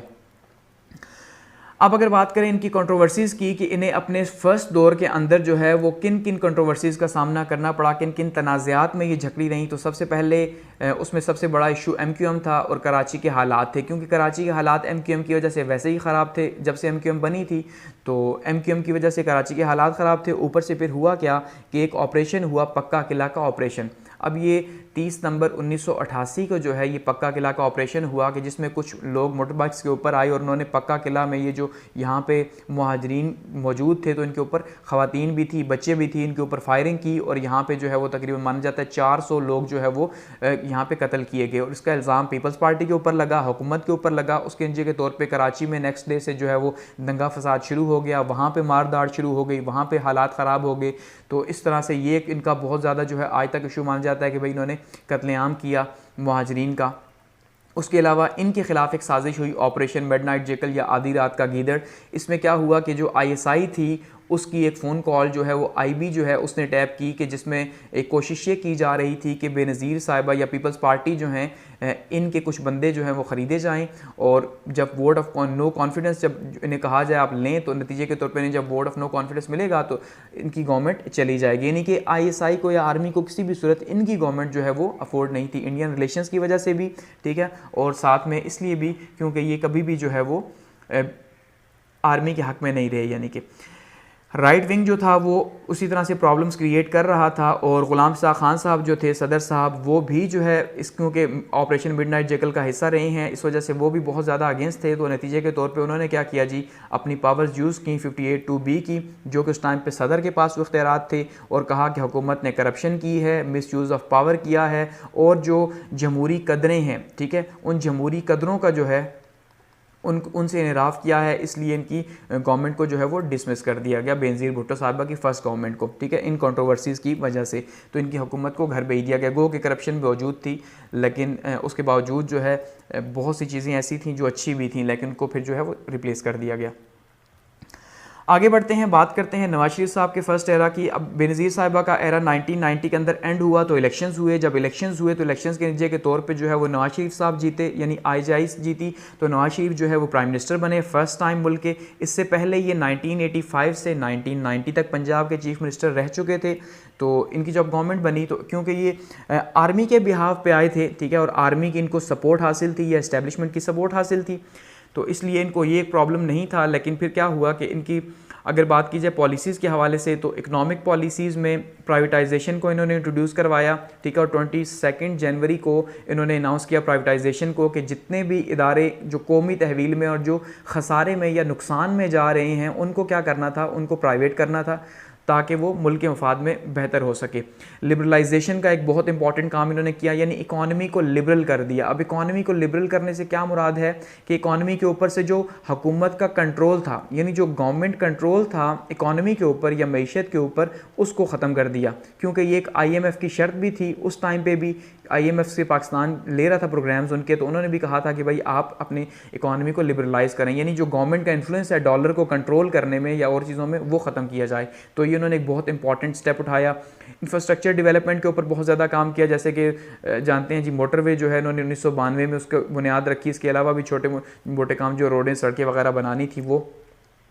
अनएम्प्लॉयमेंट के लिए उन्होंने टैक्सी और लोन स्कीम जो है वो इंट्रोड्यूस करवाई कि भाई आसान एक साथ पर जो है वो ये प्रोवाइड किया जाए ताकि जो है मुल्क से बेरोज़गारी का खात्मा हो सके। एग्रीकल्चर पॉलिसी जो है उसको इंट्रोड्यूस करवाया गया, चाहे वो किसानों को चीज़ें प्रोवाइड की या उनको पैसे दिए गए कि वो बीज वगैरह या अपने लिए चीज़ें ख़रीद सकें। अच्छा, इंफ्रास्ट्रक्चर डेवलपमेंट हो गया। मज़ीद इनके जो काम थे अगर उनकी बात की जाए तो लोन स्कीम इन्होंने जो है वो इंट्रोड्यूस करवाई 3 तरह की, जिसमें 50,000, 1.5 लाख और 3 लाख जो है ये 3 तरह की इस तरह की वो लोन स्कीम्स इंट्रोड्यूस करवाई गई। लेबर पॉलिसी इंट्रोड्यूस करवाई, स्केल 1 से लेके स्केल 16 तक जो है वो एडहॉक अलाउंस जो है वो दिया गया गवर्नमेंट या जो सेमी गवर्नमेंट के इदारे थे उनमें जो एम्प्लॉयज़ थे उनको। अच्छा, NFC अवार्ड जो है ये इसको जो है इसका साइन किया गया, यानी कि नेशनल फाइनेंस कमीशन सूबों के बीच में जो पैसों की तकसीम थी ये उसमें जो है बहुत ज़्यादा इंपॉर्टेंट थी। इससे पहले इसके ऊपर झगड़ा होता था, लेकिन नेशनल फाइनेंस कमीशन के अंदर जो है वो हर सूबे का हिस्सा बता दिया गया कि भाई 4 सूबे हैं तो इनका ये हिस्सा है। इसी तरह से इंडस रिवर सिस्टम अथॉरिटी जो है ये कायम की गई, यानी कि सूबों का पानी के ऊपर भी झगड़ा होता था कि सिंध कहता पंजाब ज़्यादा ले लेता है, पंजाब कहता सिंध ज़्यादा ले लेता है, तो उसमें उन्होंने क्या किया जी, एक अथॉरिटी बना दी कि ये तय करेगी कि किस सूबे को कितना पानी चाहिए और उतना ही मिलेगा। अच्छा, एक्सपोर्ट्स जो है वो इंक्रीज़ हुई, तकरीबन 12% जो है वो एक्सपोर्ट्स नवाज शरीफ के इस दौर में इंक्रीज़ हुई। फॉरेन इन्वेस्टमेंट जो है वो इंक्रीज़ हुई काफ़ी ज़्यादा इनके दौर में। बैतुल माल जो है वो उसका क़याम किया गया ताकि जो है वो गरीबों की मदद की जा सके। शरिया बिल जो है वो पास किया गया, जितने भी लॉज हैं उनको इस्लाम के मुताबिक बनाने के लिए जो है वो इस्लामी यानी कवानीन को प्रमोट करने के लिए शरिया बिल पास किया गया। लेबर पॉलिसी जो है वो इंट्रोड्यूस करवाएगी ग्रेड 1 to 15, ये दोबारा से वहीं पे आ रहा है। अच्छा, मोटरवे जो है उसका भी जो है वो संग बुनियाद रखा गया 1992 में, जो लेकिन सेकंड टर्म में 1997 में कंप्लीट हुई। ड्रॉबैक्स की बात करें तो क्या क्या ड्रॉबैक्स रहे, उसमें एक तो प्रेसिडेंट के साथ जो रिलेशंस थे वो ज़्यादा बेहतर नहीं हो सके नवाज शरीफ साहब के। क्योंकि जो 8th अमेंडमेंट थी ये काफ़ी मसला बना हुआ था। 8th अमेंडमेंट की जो पावर थी वो सदर के पास थी और सदर साहब इसे प्राइम मिनिस्टर को देना नहीं चाहते थे, इस वजह से। दूसरा, करप्शन जो है इनके दौर में बहुत ज़्यादा हुई नवाज शरीफ साहब के, क्योंकि माना जाता है जितने भी इन्होंने ठेके दिए या जितनी भी प्राइवेटाइजेशन की पॉलिसी रही इसमें हर जगह पर बहुत ज़्यादा करप्शन हुई और इन्होंने खुद ही थर्ड पार्टी बन के जो है इन चीज़ों को या इदारों को ख़रीदा या जितने भी ठेके थे उनको लिया, तो ये इनके ऊपर इल्ज़ाम है। इसके अलावा ऑपरेशन ब्लू फॉक्स जो है ये इनके ऊपर इल्ज़ाम लगाया जाता है, यानी कि जो कराची ऑपरेशन था, ठीक है, 1992 में जो स्टार्ट हुआ तो वो एक बहुत ज़्यादा हालात ख़राब हुए कराची के अंदर।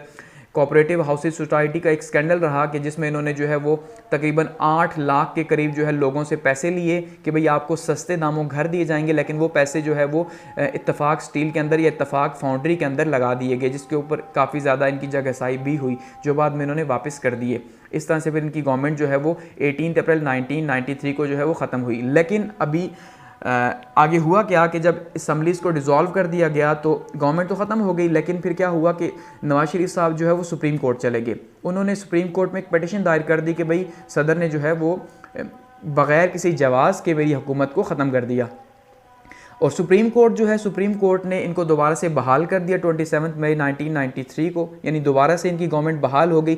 लेकिन क्योंकि अब वो जो ट्रस्ट बना हुआ था वो टूट चुका था। एक साइड पे आर्मी जो थी, अब आर्मी भी जो है वो नहीं चाह रही थी नवाज शरीफ साहब की गवर्नमेंट को, दूसरी तरफ से जो प्रेसिडेंट साहब थे वो भी जो है उनके बीच में भी इश्यूज चल रहे थे। तो इस तरह से फैसला ये हुआ कि दोनों ही जो है वो जाएंगे, यानी प्राइम मिनिस्टर भी रिज़ाइन करे और प्रेसिडेंट भी रिज़ाइन करे और नई सिरे से जो है वो इलेक्शंस हों। तो इस तरह फिर दोनों को ही जो है वो 18 जुलाई 1993 को घर जाना पड़ गया। और वसीम सज्जाद साहब जो थे, जो उस टाइम पे सेनेट के चेयरमैन थे, ये एक्टिंग प्रेसिडेंट बने और मोइन कुरैशी जो हैं इनको इंटरिम प्राइम मिनिस्टर बनाया गया।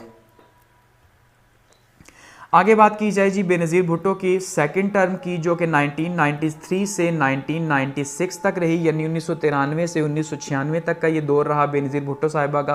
पहले हमने देखा कि 3 साल या तकरीबन 2.5 साल जो है ये इनकी हुकूमत रही, लेकिन करप्शन के चार्जेस के ऊपर चली गई। ठीक है, अब सेकंड टर्म इलेक्शंस होते हैं दोबारा से और इनकी गवर्नमेंट बनती है। तो सेकंड टर्म में जब इनकी गवर्नमेंट बनी तो 19 अक्टूबर 1994 को इनकी गवर्नमेंट बनी और सिंध और पंजाब के अंदर इनकी गवर्नमेंट बनी स्टार्ट के अंदर, और खैबर पख्तूनख्वा और बलूचिस्तान के अंदर जो है वो PMLN की, यानी कि नवाज शरीफ साहब की जो है गवर्नमेंट बनी। लेकिन फिर क्या हुआ कि बाद में इन्होंने KPK के अंदर भी और बलूचिस्तान के अंदर भी अपनी ही गवर्नमेंट बना ली नवाज शरीफ साहब की गवर्नमेंट को ख़त्म करके। तो ये एक इनका जो है वो पॉलिटिकल एक मूव थी। चैलेंजेस की बात की जाए तो इस्टेब्लिशमेंट इनके फर्स्ट टर्म में बहुत बड़ा चैलेंज इस्टेब्लिशमेंट के साथ रहा, अपोजिशन के साथ रहा, और इकॉनमी एक बहुत बड़ा चैलेंज था क्योंकि पाकिस्तान की इकॉनमी बहुत ही टफ हालात से गुजर रही थी, जैसे आज आप देख रहे हैं। तो इस्टेब्लिशमेंट के साथ उन्होंने फिर क्या किया, सेकंड टर्म में हालात को बेहतर रखने की कोशिश की और बहुत ही केयर से, बहुत ही ध्यान से जो है इन्होंने अपनी जो है वो कैबिनेट बनाई ताकि दोबारा से आर्मी के साथ जो है या ब्यूरोक्रेसी के साथ हालात ख़राब ना हो, क्योंकि समझ गई थी कि इनके बिना गवर्नमेंट करना मुश्किल है। अपोजिशन तो खैर चैलेंज बनी ही रही। बात की जाए अगर अचीवमेंट्स की, तो अचीवमेंट्स में या इनके जो वर्क्स हैं उनमें तो KPK के अंदर इन्होंने गवर्नमेंट बनाई, बलूचिस्तान के अंदर गवर्नमेंट बनाई, US के साथ रिलेशंस को बेहतर किया, इन्होंने वुमेन राइट्स के ऊपर काम किया। गो के इल्ज़ाम ये लगता है कि इन्होंने वुमेन राइट्स के ऊपर कोई काम नहीं किया और कोई भी जो मेजर जो यानी कि अमेंडमेंट है कॉन्स्टिट्यूशन के अंदर वो नहीं हो सकी, या इवन ख़ास करके जो हुदूद ऑर्डिनेंस थे, ठीक है, वो बहुत ज़्यादा तनकीद का निशाना बनाया गया इन्हें ख़वातीन की तरफ से कि भाई हुदूद ऑर्डिनेंस जो ज़िया उल हक साहब ने जो है वो इंट्रोड्यूस करवाए थे तो वो अभी तक जो है वो आपने चेंज नहीं किए। ठीक है, तो उनको वो चेंज नहीं कर सकी। इसी तरह से लिटरेसी जो है इसको इम्प्रूव किया गया, हेल्थ केयर की जो फैसिलिटीज़ थी उसको इम्प्रूव किया गया, ड्रग्स ट्रैफिकिंग जो है इसको कंट्रोल किया गया। अच्छा, फॉरेन पॉलिसी जो है इसको रिव्यू किया गया, लेकिन अब फॉरेन पॉलिसी क्योंकि ये समझ चुकी थी कि फ़ौज के बिना फॉरेन पॉलिसी नहीं बन सकती, तो फ़ौज के साथ ही इन्होंने मिलकर बनाई और कश्मीर इशू के ऊपर भी जो है इन्होंने काफ़ी स्टैंड लिया। लेकिन इंडिया के साथ हालात को भी साथ में इन्होंने जो है वो इम्पोर्टेंस दी इंडियन रिलेशंस के साथ। अब अगर बात की जाए ड्रॉबैक्स की कि ड्रॉबैक्स सेकंड टर्म के क्या रहे, तो एक तो सबसे पहला जो है इनका ड्रॉबैक क्या रहा कि जब इन्होंने बजट पेश किया तो जो नए टैक्सेस लगाए, तकरीबन 128 बिलियन के नए टैक्सेस लगा दिए उस बजट के अंदर, जिसकी वजह से इनके खिलाफ जो है वो हड़तालें शुरू हो गई, क्योंकि भाई इतने ज़्यादा आपने नए बजट जो है वो क्यों लगाए हैं। इसी तरह से जो प्रेसिडेंट के साथ रिलेशन थे वो रिलेशंस अच्छे नहीं थे इनके, ये भी इनका बहुत बड़ा मसला था, क्योंकि प्रेसिडेंट के साथ रिलेशन जो है वो नवाज शरीफ साहब जो है वो अच्छे बना रहे थे ताकि इनकी गवर्नमेंट को घर भेजा जा सके।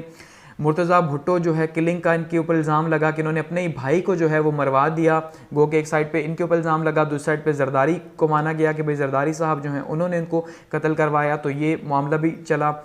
कराची ऑपरेशन जो है इसकी वजह से हालात भी ख़राब हुए और ये भी इनके ऊपर इल्ज़ाम लगा, इकॉनमी जो है इसको भी ये सेटल नहीं कर सकी। तो इस तरह से फिर इनके ऊपर चार्जेस क्या लगे, भाई अकरबा परवरी के यानी नेपोटिज्म के आप अपने ही लोगों को, उनके जरदारी साहब को इन्होंने गोल्ड का इंचार्ज बना दिया था और इसी टाइम पे जरदारी साहब ने UK के अंदर जो है वो सरे के अंदर जो है अपार्टमेंट्स ख़रीदे, जो सबसे महंगा इलाका माना जाता है, सरे महल, जो केस भी चला इनके ऊपर, ठीक है, और अपनी जो वालदा हैं उनको भी जो है इन्होंने साथ में गवर्नमेंट के अंदर जो है वो मिनिस्टर बना दिया। तो ये भी इनके ऊपर नेपोटिज्म का इल्ज़ाम लगा। करप्शन बहुत ज़्यादा हुई क्योंकि जब जरदारी साहब साथ थे तो फिर ये माना जाता है कि भाई इनके ऊपर इल्ज़ाम लगा। इवन इसी टाइम पे इनको मिस्टर 10% का जो है वो ख़िताब भी दिया गया, माना जाता है ये, और ये ख़िताब जो है वो सऊदी अरब ने दिया। RGST के ऊपर जो है प्रोटेस्ट हुई 1996 के अंदर, यानी जनरल सेल्स टैक्स में जब इजाफा किया गया तो ताजिर वगैरह जो हैं वो रोडों पे निकल आए, जिसकी वजह से जो है इनकी गवर्नमेंट को जाना पड़ा। और अपॉइंटमेंट्स ऑफ जजेस जो है इसके ऊपर भी जो है इनका बहुत ज़्यादा मसला जो है फारूक लगारी साहब के साथ चल रहा था, जिसकी वजह से फिर उन्होंने क्या किया जी, 5 नवंबर 1996 को इनकी गवर्नमेंट को भी घर भेज दिया इन्हीं चार्जेस के ऊपर। और बेनज़ीर जो है सुप्रीम कोर्ट गई कि शायद नवाज शरीफ साहब की तरह कोई इन्हें भी फेवर मिले, लेकिन सुप्रीम कोर्ट ने कोई फेवर नहीं दिया और नए इलेक्शंस जो है वो अनाउंस हो गए। आगे बात करते हैं नवाज शरीफ साहब के सेकंड टर्म की, कि नवाज शरीफ साहब का जो दूसरा दौर रहा वो कैसा रहा। तो उसमें देखिए इलेक्शंस हुए और इलेक्शंस के नतीजे के तौर पे पीपल्स पार्टी तो ऑब्वियसली रिजेक्ट हो चुकी थी और नवाज शरीफ साहब का सेकंड दौर जो है वो स्टार्ट हो गया 17 फरवरी 1997 से।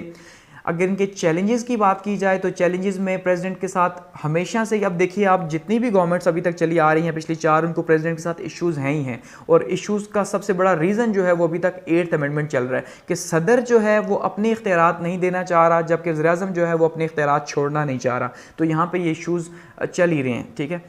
तो जुडिशरी के साथ इशू था ही था, क्योंकि इनकी फ़र्स्ट टर्म में जो है वो जस्टिस सज्जाद अली शाह साहब के साथ जो है इनका इशू बना था यहाँ पे सुप्रीम कोर्ट के साथ, तो उस वजह से जुडिशरी के साथ इनके इश्यूज़ थे। इकॉनमी जो है वो भी इशू रहा, क्योंकि इकॉनमी दोबारा से IMF प्रोग्राम के पास जा रहे थे और हालात ज़्यादा ख़राब थे। लेकिन फिर अचीवमेंट्स की अगर बात करें तो मोटरवे जो है वो 1997 के अंदर जो है वो कंप्लीट हुआ, ये इनका बड़ा कारनामा ये मानते हैं, लेकिन जिसके अंदर माना जाता है कि करप्शन बहुत ज़्यादा हुई मोटरवे के अंदर। अच्छा, एटमी धमाके जो है इन्होंने किए, ये भी इनका बहुत बड़ा, यानी कि ये ख़ुद मानते हैं कि योम तकबीर जो ये मनाते हैं कि भाई एटमी धमाके हमने किए, योम तकबीर 28 मई को जो सेलिब्रेट की जाती है। इसके अलावा 13th अमेंडमेंट जो है 1 अप्रैल को इन्होंने पास की। 13th अमेंडमेंट क्या थी कि दोबारा से ये जो सदर के पास 8th अमेंडमेंट जो है इसके इख्तियारात हैं, 58(2)B की पावर है, ये दोबारा से प्राइम मिनिस्टर के पास आ गई। तो ये इन्होंने सबसे पहले अपने आप को सिक्योर किया कि भाई ताकि पावर तो वापस ली जाए, कि ऐसा ना हो सदर साहब दोबारा मुझे घर भेज दें। तो ये इनकी बहुत ही ज़बरदस्त किस्म की मूव मानी जाती है। फिर 14th अमेंडमेंट जो है पास हुई। 14th अमेंडमेंट फ्लोर क्रॉसिंग थी, ये भी एक बहुत ज़बरदस्त किस्म की थी। अब देखिए उन्होंने खुद को सिक्योर कैसे किया, कि सबसे बड़ा मसला ये होता है प्राइम मिनिस्टर को कि सदर जो है उसे घर भेज देता है, तो सदर से पावर वापस ले ली गई। दूसरा फ्लोर क्रॉसिंग होती है कि वो जो ऑपरेशन मिडनाइट जैकल हमने देखा था बेनज़ीर के खिलाफ हुआ, कि वोट ऑफ नो कॉन्फिडेंस के लोग अपनी पार्टी के छोड़ के दूसरी पार्टी को ज्वाइन कर लेते हैं, तो ये मना किया गया कि भैया फ्लोर क्रॉसिंग नहीं हो सकती। और इसके ऊपर 18 अमेंडमेंट के ऊपर जो अपोजिशन थी यानी पीपल्स पार्टी जो थी वो सुप्रीम कोर्ट चली गई, और सुप्रीम कोर्ट में जस्टिस सज्जाद अली शाह जो हैं उन्होंने इसके खिलाफ यानी पीपल्स पार्टी को सपोर्ट किया, क्योंकि उनकी नवाज शरीफ के साथ पहले ही नहीं बन रही थी। तो नतीजे के तौर पे क्या हुआ कि फिर सुप्रीम कोर्ट के ऊपर हमला हो गया। नवाज शरीफ साहब के जो जितने भी वर्कर्स थे उन्होंने सुप्रीम कोर्ट के ऊपर हमला कर दिया, और फिर सुप्रीम कोर्ट के इवन जजेस जो हैं उन्होंने ही कह दिया कि जो जस्टिस सज्जाद अली शाह साहब इनके अपॉइंटमेंट जो है वो गैर कानूनी, और इस तरह अजमल मियाँ को जो है वो नया चीफ जस्टिस बनाया गया। तो ये भी बड़ी कंट्रोवर्सी इनकी रही। और मोहम्मद रफ़ी तारड़ साहब जो हैं इनको प्रेसिडेंट बना दिया, इन्होंने अपना प्रेसिडेंट बनाया कि भाई अब ये जो है उनके लिए ज़्यादा मुश्किलात क्रिएट ना करें। उसके बाद जो है वो न्यूक्लियर टेस्ट हुए 11 और 13 मई को जो है वो 1998 को इंडिया ने जो है वो न्यूक्लियर टेस्ट किए, और इस तरह से 28 मई 1998 को पाकिस्तान ने उसके जवाब में जो है वो न्यूक्लियर टेस्ट किया। और इसका सारे का सारा क्रेडिट नवाज शरीफ साहब लेते हैं कि भाई उन्होंने जो है एटम बम तो कब से बना हुआ था, लेकिन किसी गवर्नमेंट में इतनी ज़रूरत नहीं हो रही थी कि वो जो है वो एटमी धमाके कर सके, क्योंकि इंटरनेशनल सेंक्शंस जो थी उनकी बहुत ज़्यादा ख़तरा था। लेकिन उसके बावजूद इंटरनेशनल सेंक्शंस लगी तो खैर उन्होंने एटमी धमाके कर दिए, और इसमें पब्लिक में भी इनकी बहुत ज़्यादा यानी जो आवाम में बड़ी वाह भी हुई इनकी। इसके अलावा लाहौर डिक्लेरेशन जो है ये एक साइन हुआ। लाहौर डिक्लेरेशन क्या था कि वाजपेयी साहब, ये आप सामने देखिए, नवाज शरीफ साहब से मिलने लाहौर आए, वो भी इतवार वाले दिन, और यहाँ पे छुट्टी भी सेलिब्रेट हुई, और साथ में जो है वो लाहौर डिक्लेरेशन हुआ कि जिसमें ये तय किया गया, क्योंकि एटमी धमाके दोनों साइडों से हो चुके थे, तो अब इसलिए ये बहुत ज़्यादा ज़रूरी था कि अब मज़ीद जो है वो एटम की तरफ या एटमी तबाही की तरफ दोनों मुल्क न बढ़ें। तो ऐसे में ये जो है न्यूक्लियर कंट्रोल ट्रीटी जो है वो साइन हुई इन दोनों मुल्कों के बीच में कि भाई अब हम लड़े झगड़ेंगे नहीं, सारी बातें बातचीत से हल करेंगे 1998 में। गो कि खैर अभी ये फरवरी के अंदर आप देखिए कि ये लाहौर डिक्लेरेशन हुआ, लेकिन मई के अंदर कारगिल वॉर स्टार्ट हो गई, तो वो सारे के सारे जो रिलेशंस थे, वो नारे थे, वो दावे थे, वो यहीं पे ख़त्म हो गए। खैर ड्रॉबैक्स की बात करें तो सिंध में गवर्नर राज लगाया इन्होंने 30 अक्टूबर 1998 को। ये ड्रॉबैक रहा क्योंकि कराची के हालात बहुत ज़्यादा ख़राब हो चुके थे। रोज़ कोई 30 से 40 लोग जो हैं कराची के अंदर जो है वो लिसानियत के शिकार हो रहे थे, तो ऐसे में गवर्नर राज वहाँ पे लगा दिया। ये भी एक इनका ड्रॉबैक रहा कि वहाँ पे फिर वहाँ के अवाम इनके खिलाफ, अपोजिशन इनके खिलाफ, कालाबाग डैम के ऊपर जो है पीपल्स पार्टी ANP इनके खिलाफ हुई कि भाई आप कालाबाग डैम नहीं बना सकते। कॉन्स्टिट्यूशनल क्राइसिस जो है वो तो चल ही रहे थे, जैसे हमने देखा कि पूरा सुप्रीम कोर्ट के ऊपर ही हमला कर दिया गया, ठीक है। प्रेसिडेंट के साथ जो कॉन्फ्लिक्ट था, अब यहाँ पे प्रेसिडेंट के साथ कॉन्फ्लिक्ट क्या बना कि दोबारा से अब क्योंकि सदर साहब तो इन्हीं के थे, लेकिन इसके बावजूद जो है फिर भी इनको प्रॉब्लम्स का सामना करना पड़ रहा था।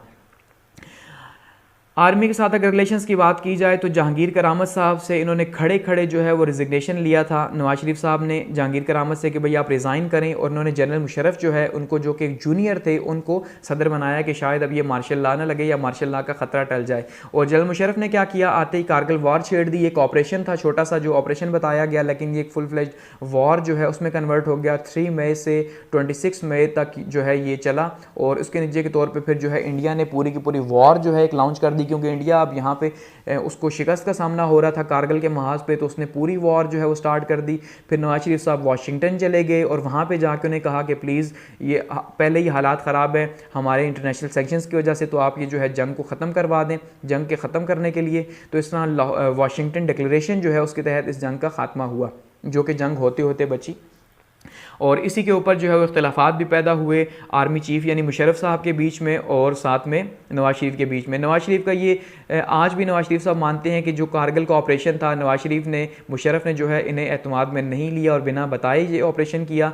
मुशर्रफ साहब ये मानते हैं कि हम ये वॉर जीत चुके थे, कश्मीर आज़ाद करवा लेते, लेकिन नवाज शरीफ साहब ने वैसे ही जो है वाशिंगटन डिक्लेरेशन करवाया और हमारी बेइज्जती करवाई।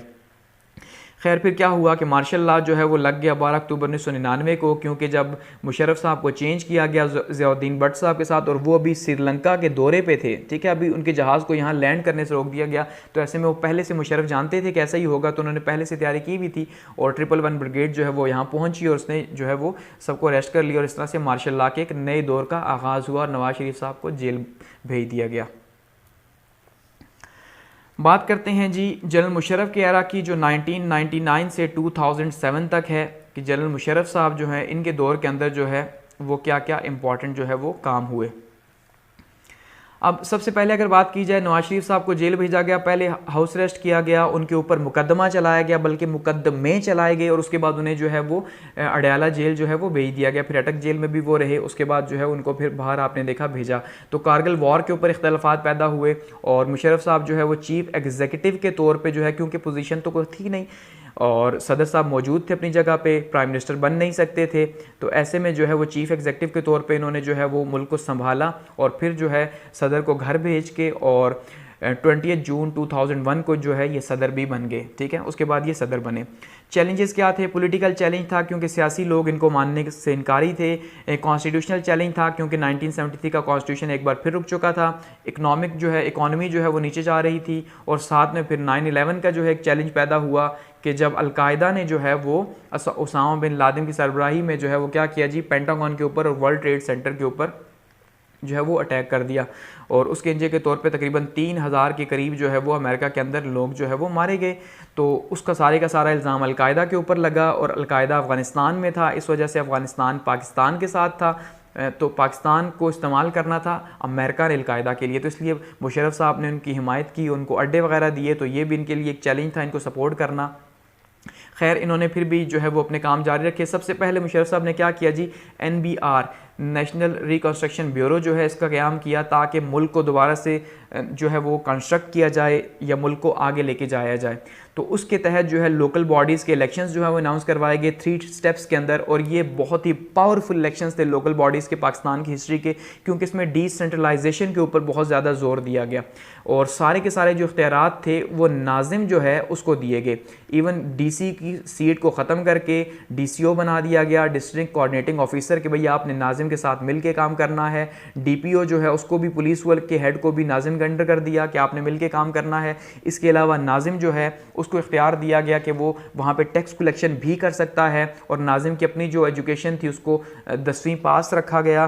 तो ये 3 लेयर्स के ऊपर जो है वो मुश्तमिल था, जिसके अंदर जो है वो पहले यूनियन कौंसिल थी, फिर तहसील कौंसिल थी, और उसके बाद जो है वो ज़िला कौंसिल थी। तो ये 3 लेयर्स थी। जो यूनियन कौंसिल थी इसके इलेक्शंस होने थे डायरेक्ट इलेक्शंस, लेकिन जो तहसील कौंसिल थी या ज़िला कौंसिल थी, इन दोनों के इलेक्शंस होने थे इनडायरेक्ट, कि भाई अब जो यूनियन कौंसिल के लोग इलेक्ट हो चुके हैं अब उनके थ्रू जो है इनको इलेक्ट किया जाना था। तो ये पूरे का पूरा एक स्ट्रक्चर बनाया गया और बहुत ही शानदार किस्म का ये स्ट्रक्चर था।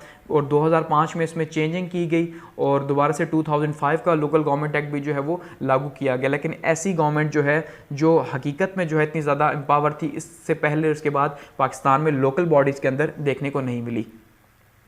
रेफरेंडम करवाए मुशर्रफ साहब ने 30 अप्रैल 2002 को कि भाई मुझे सदर मानते हो कि नहीं, और ख़ुद से ही कहा कि भाई मैं सदर बन गया हूँ पाकिस्तान का, ठीक है, कि भाई मुझे बहुत ज़्यादा वोट पड़े हैं। LFO हुआ उसके बाद, यानी कि दोबारा से वही लीगल फ्रेमवर्क ऑर्डिनेंस जो है 21 अगस्त 2002 को जो है वो जारी किया गया, जिसके तहत अब इलेक्शंस करवाने थे, क्योंकि अब कॉन्स्टिट्यूशन तो था नहीं, तो किसी निज़ाम के तहत जो है वो इलेक्शंस तो होने। तो साथ में इन्होंने ये भी कहा कि जो जब से मार्शल लॉ लगा, यानी 1999 से लेकर 2002 तक के जितने भी इनके इकदाम हैं उनको किसी भी कोर्ट के अंदर चैलेंज नहीं किया जा सकता। और इसी के तहत जो है वो सदर को कौमी असम्बली के अंदर और वज़ीर जो गवर्नर्स हैं उनको सूबाई असम्बलियों के अंदर जो है वो जो भी जीती हुई पार्टीज़ थी उनको नॉमिनेट करना था। इस तरह पे 2002 के इलेक्शंस हुए और नतीजे के तौर पे जो काफ लीग है, यानी कि PMLQ जो है, जो कि असल में PMLN से ही निकल के बनी हुई थी, वो जीती और सबसे बड़ी पार्टी बन के सामने आई और इस तरह से गवर्नमेंट उनके हाथ में गई। और इकोनॉमिक पॉलिसी क्या रही, इंडस्ट्रियलाइजेशन बहुत ज़्यादा इनके दौर में हुई, इंडस्ट्रियलाइजेशन के ऊपर बहुत ज़्यादा जोर दिया गया। सबसे ज़्यादा ग्रोथ जो इंडस्ट्रीज़ के अंदर हुई वो अयूब खान साहब के ज़माने में हुई, ठीक है, और दूसरे नंबर पे जो सबसे ज़्यादा ग्रोथ हुई वो मुशर्रफ साहब के ज़माने में हुई, इंडस्ट्रीज़ के अंदर जो ग्रोथ हुई तो ये काफ़ी ज़्यादा हुई। इवन GDP जो है वो 6.8 पे जो है वो पाकिस्तान का पहुंचा मुशर्रफ साहब के ज़माने में, तो काफ़ी तेज़ ग्रोथ थी। प्राइवेटाइजेशन की पॉलिसी को इंट्रोड्यूस करवाया गया ताकि प्राइवेट सेक्टर आगे आ सके, बिल्कुल वैसे ही जैसे कि अयूब खान साहब ने करवाया था या नवाज शरीफ साहब इससे पहले करवा चुके थे। और 9/11 के ऊपर फॉरेन पॉलिसी जो है वो पाकिस्तान की चेंज हुई कि पाकिस्तान ने अमेरिका को सपोर्ट किया या अमेरिका की जंग को सपोर्ट किया, जिसके ऊपर ने बहुत ज़्यादा तनकीद का निशाना बनाया गया। आज भी जैसे इमरान खान साहब कहते हैं कि हमें अमेरिका की वॉर में शामिल नहीं होना चाहिए था, ठीक है। और उसके बाद शौकत अजीज़ साहब जो है वो जब पाकिस्तान के प्राइम मिनिस्टर बने, ठीक है, तो उसके बाद मुल्क जो है वो काफ़ी तेज़ से उसने भी ग्रोथ की, क्योंकि शौकत अजीज़ साहब एक बैंकर थे तो उन्होंने अपना एक्सपीरियंस जो है वो यूज़ किया। इसके अलावा इन्होंने नैब जो है नेशनल अकाउंटेबिलिटी ब्यूरो 1999 के अंदर अपने एज़ यूजुअल जो है वो अपोनेंट्स जो हैं उनसे बदला लेने के लिए या उनकी अकाउंटेबिलिटी के लिए नैब को बनाया, जो आज भी मौजूद है, जिसके ऊपर अब तनकीद होती है बहुत ज़्यादा। कश्मीर पॉलिसी जो है इनकी रही बहुत वाज़े रही, लेकिन इसमें भी कोई ख़ास जो है वो काम नहीं हो सका। आगरा कॉन्फ्रेंस एक हुई, इंडिया के साथ रिलेशंस काफ़ी बेहतर हुए इसके अंदर 14 से 16 जुलाई 2001, और माना जाता है कि कश्मीर के हवाले से बहुत ज़्यादा क्लोज जो है ये पहुंच चुके थे, लेकिन फिर जो है वो ये फेल हो गई या अपने रिजल्ट्स जो है वो उनको अचीव नहीं कर सकी। एजुकेशनल रिफॉर्म्स की गई, HEC जो है वो उसको इंट्रोड्यूस करवाया गया। हायर एजुकेशन कमीशन जो है ये इनका कारनामा माना जाता है। जो हमारी डिग्रीज़ जो इंटरनेशनल रिकग्नाइज होती हैं वो HEC की वजह से होती हैं, तो ये मुशर्रफ साहब के दौर में हुआ।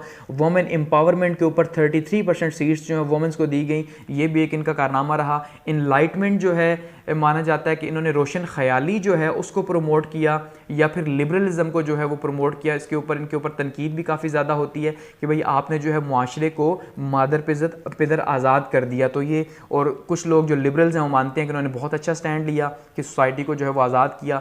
नादरा जो है इसी तरह से इन्होंने इंट्रोड्यूस करवाया। तो काफ़ी ज़्यादा यानी कि अच्छे काम मुशर्रफ साहब के ज़माने में होते रहे। कंट्रोवर्सीज़ का भी शिकार रहे मुशर्रफ साहब, जो आज भी जिनका सामना इन्हें करना पड़ता है। उसमें सबसे पहले क्या है जी, वॉर एंड टेरर के ऊपर जो 9/11 के बाद इन्होंने अमेरिका का साथ दिया, उसके ऊपर ने तनकीद का निशाना बनाया जाता है कि आपको साथ नहीं देना था। 2002 के इलेक्शंस जो है धांधलीज़दा थे, इन्होंने काफ लीग बनाई अपनी फ़ायदे के लिए। इसी तरह से लाल मस्जिद का ऑपरेशन जो है वो किया गया, तो इसके ऊपर भी बहुत ज़्यादा इनको तनकीद का निशाना बनाया जाता है कि इस्लामाबाद के अंदर लाल मस्जिद का जो ऑपरेशन है आपने जुल्म किया। PCO के तहत जो इन्होंने जजेस को फारिग किया और नए जजेस से जो हलफ लिया, ये माना जाता है कि इन्होंने जो है ना, एक इनकी कंट्रोवर्सी है कि इन्होंने जजेस को मजबूर किया। अच्छा जी, मॉडरेट पॉलिसीज़ जो हैं यानी रोशन ख्याली की वजह से इनको तनकीद का निशाना बनाया जाता है कि बेहयाई का कल्चर इन्होंने आम किया। 17th अमेंडमेंट जो है इन्होंने पास की, यानी कि दोबारा से वो जो 58(2)B जो था दोबारा से उसको जो है ना 58(2)B की जो पावर्स थी वो सारी की सारी दोबारा से इन्होंने 17th अमेंडमेंट के तहत अपने पास ले ली, यानी सदर के पास असम्बली तोड़ने का इख्तियार वापस चला गया, जो फिर बाद में जरदारी साहब के दौर में जो है वो 18th अमेंडमेंट के तहत वापस गया। फिर इनकी गवर्नमेंट जो है वो, अगर उनकी एंड की बात की जाए तो एक सेकंड इनकी जो गवर्नमेंट की टर्म थी वो 2007 में ख़त्म हुई और उसके बाद नए इलेक्शंस अनाउंस हुए और इसी दौरान बेनज़ीर भुट्टो साहिबा जब मुल्क वापस आई तो उनकी इलेक्शन कैंपेन के दौरान उनको शहीद कर दिया गया पिंडी के अंदर और उसका भी इल्ज़ाम इन्हीं के सर गया कि इन्होंने जो है वो कत्ल करवाया। 2008 के इलेक्शंस हुए और पीपीपी की गवर्नमेंट बनी तो उसके बाद जो है फिर हमने देखा कि इनका मुआवजा हुआ और ये चले गए। आगे बढ़ते हैं और बात करते हैं आसिफ अली जरदारी साहब के पीरियड की। 2008 से 2013 तक का जो इनका दौर रहा आसिफ अली जरदारी साहब का, ठीक है। अब असल में तो पीपीपी का दौर रहा, लेकिन क्योंकि जरदारी साहब सदर थे तो इसलिए जरदारी साहब का ही दौर रहा और इन्होंने ही जो है माना जाता है कि भाई काफ़ी ज़्यादा जो है वो लूट मार की। खैर अपनी अपनी राय है। अब यूसुफ रज़ा गिलानी जो है वो एज ए प्राइम मिनिस्टर जो है वो सामने आए, उनको प्राइम मिनिस्टर इलेक्ट किया गया और प्राइम मिनिस्टर जो है वो किसने इलेक्ट किया? पीपीपी प्लस पीएमएलएन, यानी कि पीएमएलएन और पीपी की जो गवर्नमेंट है वो एक मखलूत हुकूमत के तौर पे सामने आई तो इनके दोनों के कैंडिडेट्स थे ये, ठीक है, क्योंकि ज़्यादा सीट्स तो पीपीपी के पास थी। उसके बाद जी इन्होंने फिर एक इम्पीचमेंट का एक सिलसिला शुरू किया मुशर्रफ साहब की कि भाई उनको जो है मुशर्रफ साहब का मुआवजा होगा, तो मुशर्रफ साहब जो है उन्होंने फिर रिज़ाइन कर दिया, उनकी जगह आसिफ अली जरदारी जो है वो प्रेसिडेंट के लिए इलेक्ट हुए और प्रेसिडेंट बन गए मुल्क के। और जो इनकी कैबिनेट थी यानी कि जो यूसुफ रज़ा गिलानी साहब की कैबिनेट थी वो एक मखलूत कैबिनेट रही तकरीबन 1.5 साल तक। उसके बाद जो है वो नवाज शरीफ साहब जो हैं वो उससे अलग हो गए, जुदा हो गए कि भाई आप हमारी बातें नहीं मान रहे, आप जुडिशरी को बहाल नहीं कर रहे, तो ये इनके ऊपर कुछ इल्ज़ामात लगे। इन्होंने क्या किया जी, प्रोविंशियल ऑटोनॉमी जो है उसमें काम किया, ख़ास करके 18th अमेंडमेंट जो है आज भी पीपल्स पार्टी बहुत ज़्यादा मानती है कि अगर जरदारी साहब चाहते तो ये 18th अमेंडमेंट पास ना होती, लेकिन उन्होंने ऐसा किया कि जो 1973 का कॉन्स्टिट्यूशन है जो पीपल्स पार्टी ने ही बनाया था, जो इस तरह लेती है, तो उन्होंने उसको उसकी असली शक्ल में बहाल कर दिया। अच्छा, वाटर मैनेजमेंट के ऊपर, डैम्स के ऊपर उन्होंने काफ़ी ज़्यादा काम किया, लेकिन हुआ कुछ भी नहीं, गो कि इनकी प्रायोरिटीज़ में शामिल ज़रूर रहा। सिविल मिलिट्री रिलेशनशिप काफ़ी बेहतर रहे इनके दौर के अंदर, क्योंकि ये आपको पता है कि माना जाता है कि अफ़ाम व तफ़हीम से मामलात को लेके आगे चलते हैं। क्राइसिस का सामना करना पड़ा कौन कौन से, उसमें एक तो कुल्लियन जो है नवाज शरीफ साहब जो है वो 1.5 साल बाद ही जब दूर हुए इनसे, जब यानी PMLN जो है दूर हो गई, तो उसके बाद उसने मूवमेंट स्टार्ट कर दी, हुकूमत के ख़िलाफ़ बोलना स्टार्ट कर दिया, ये काफ़ी ज़्यादा प्रॉब्लम हुआ। एनर्जी क्राइसिस बहुत ज़्यादा थे, 6 से 8 घंटे इवन 10 घंटे जो है वो लोड शेडिंग डेली की बुनियादों पर हो रही थी, तो ये बहुत ज़्यादा इस एनर्जी क्राइसिस ने इनकी गवर्नमेंट को नुकसान पहुँचाया। अच्छा, लॉन्ग मार्च हुआ, लॉन्ग मार्च नवाज शरीफ साहब ने किया वकीलों के साथ मिल के, इफ्तिखार चौधरी जो थे उनको बहाल करने के लिए एक की धमकी दी गई और एक लॉन्ग मार्च हुआ, ठीक है। और इसी तरह से जुडिशरी को फिर रिस्टोर किया गया इनके दौर में, ये खुद क्रेडिट लेते हैं, जबकि नवाज शरीफ साहब कहते हैं उनके लॉन्ग मार्च की वजह से हुआ। रेंटल पावर के ऊपर जो है इनको काफ़ी ज़्यादा तनकीद का निशाना बनाया गया कि उसके ऊपर उन्होंने बहुत ज़्यादा करप्शन की और पैसा खाया। तो करप्शन के ऊपर तो खैर आप जानते ही हैं कि नवाज जरदारी साहब जो हैं वो हमेशा से ही जो है उनको इल्ज़ामात की ज़द में ही वो रहते हैं करप्शन की वजह से, क्योंकि उनको जो है टाइटल दिया गया था मिस्टर 10% का। आगे बात करते हैं जी नवाज शरीफ साहब के थर्ड टर्म की, 2013 से 2018 की, कि नवाज शरीफ साहब जो हैं वो उन्होंने जो है वो थर्ड टर्म में आए तो क्या क्या किया।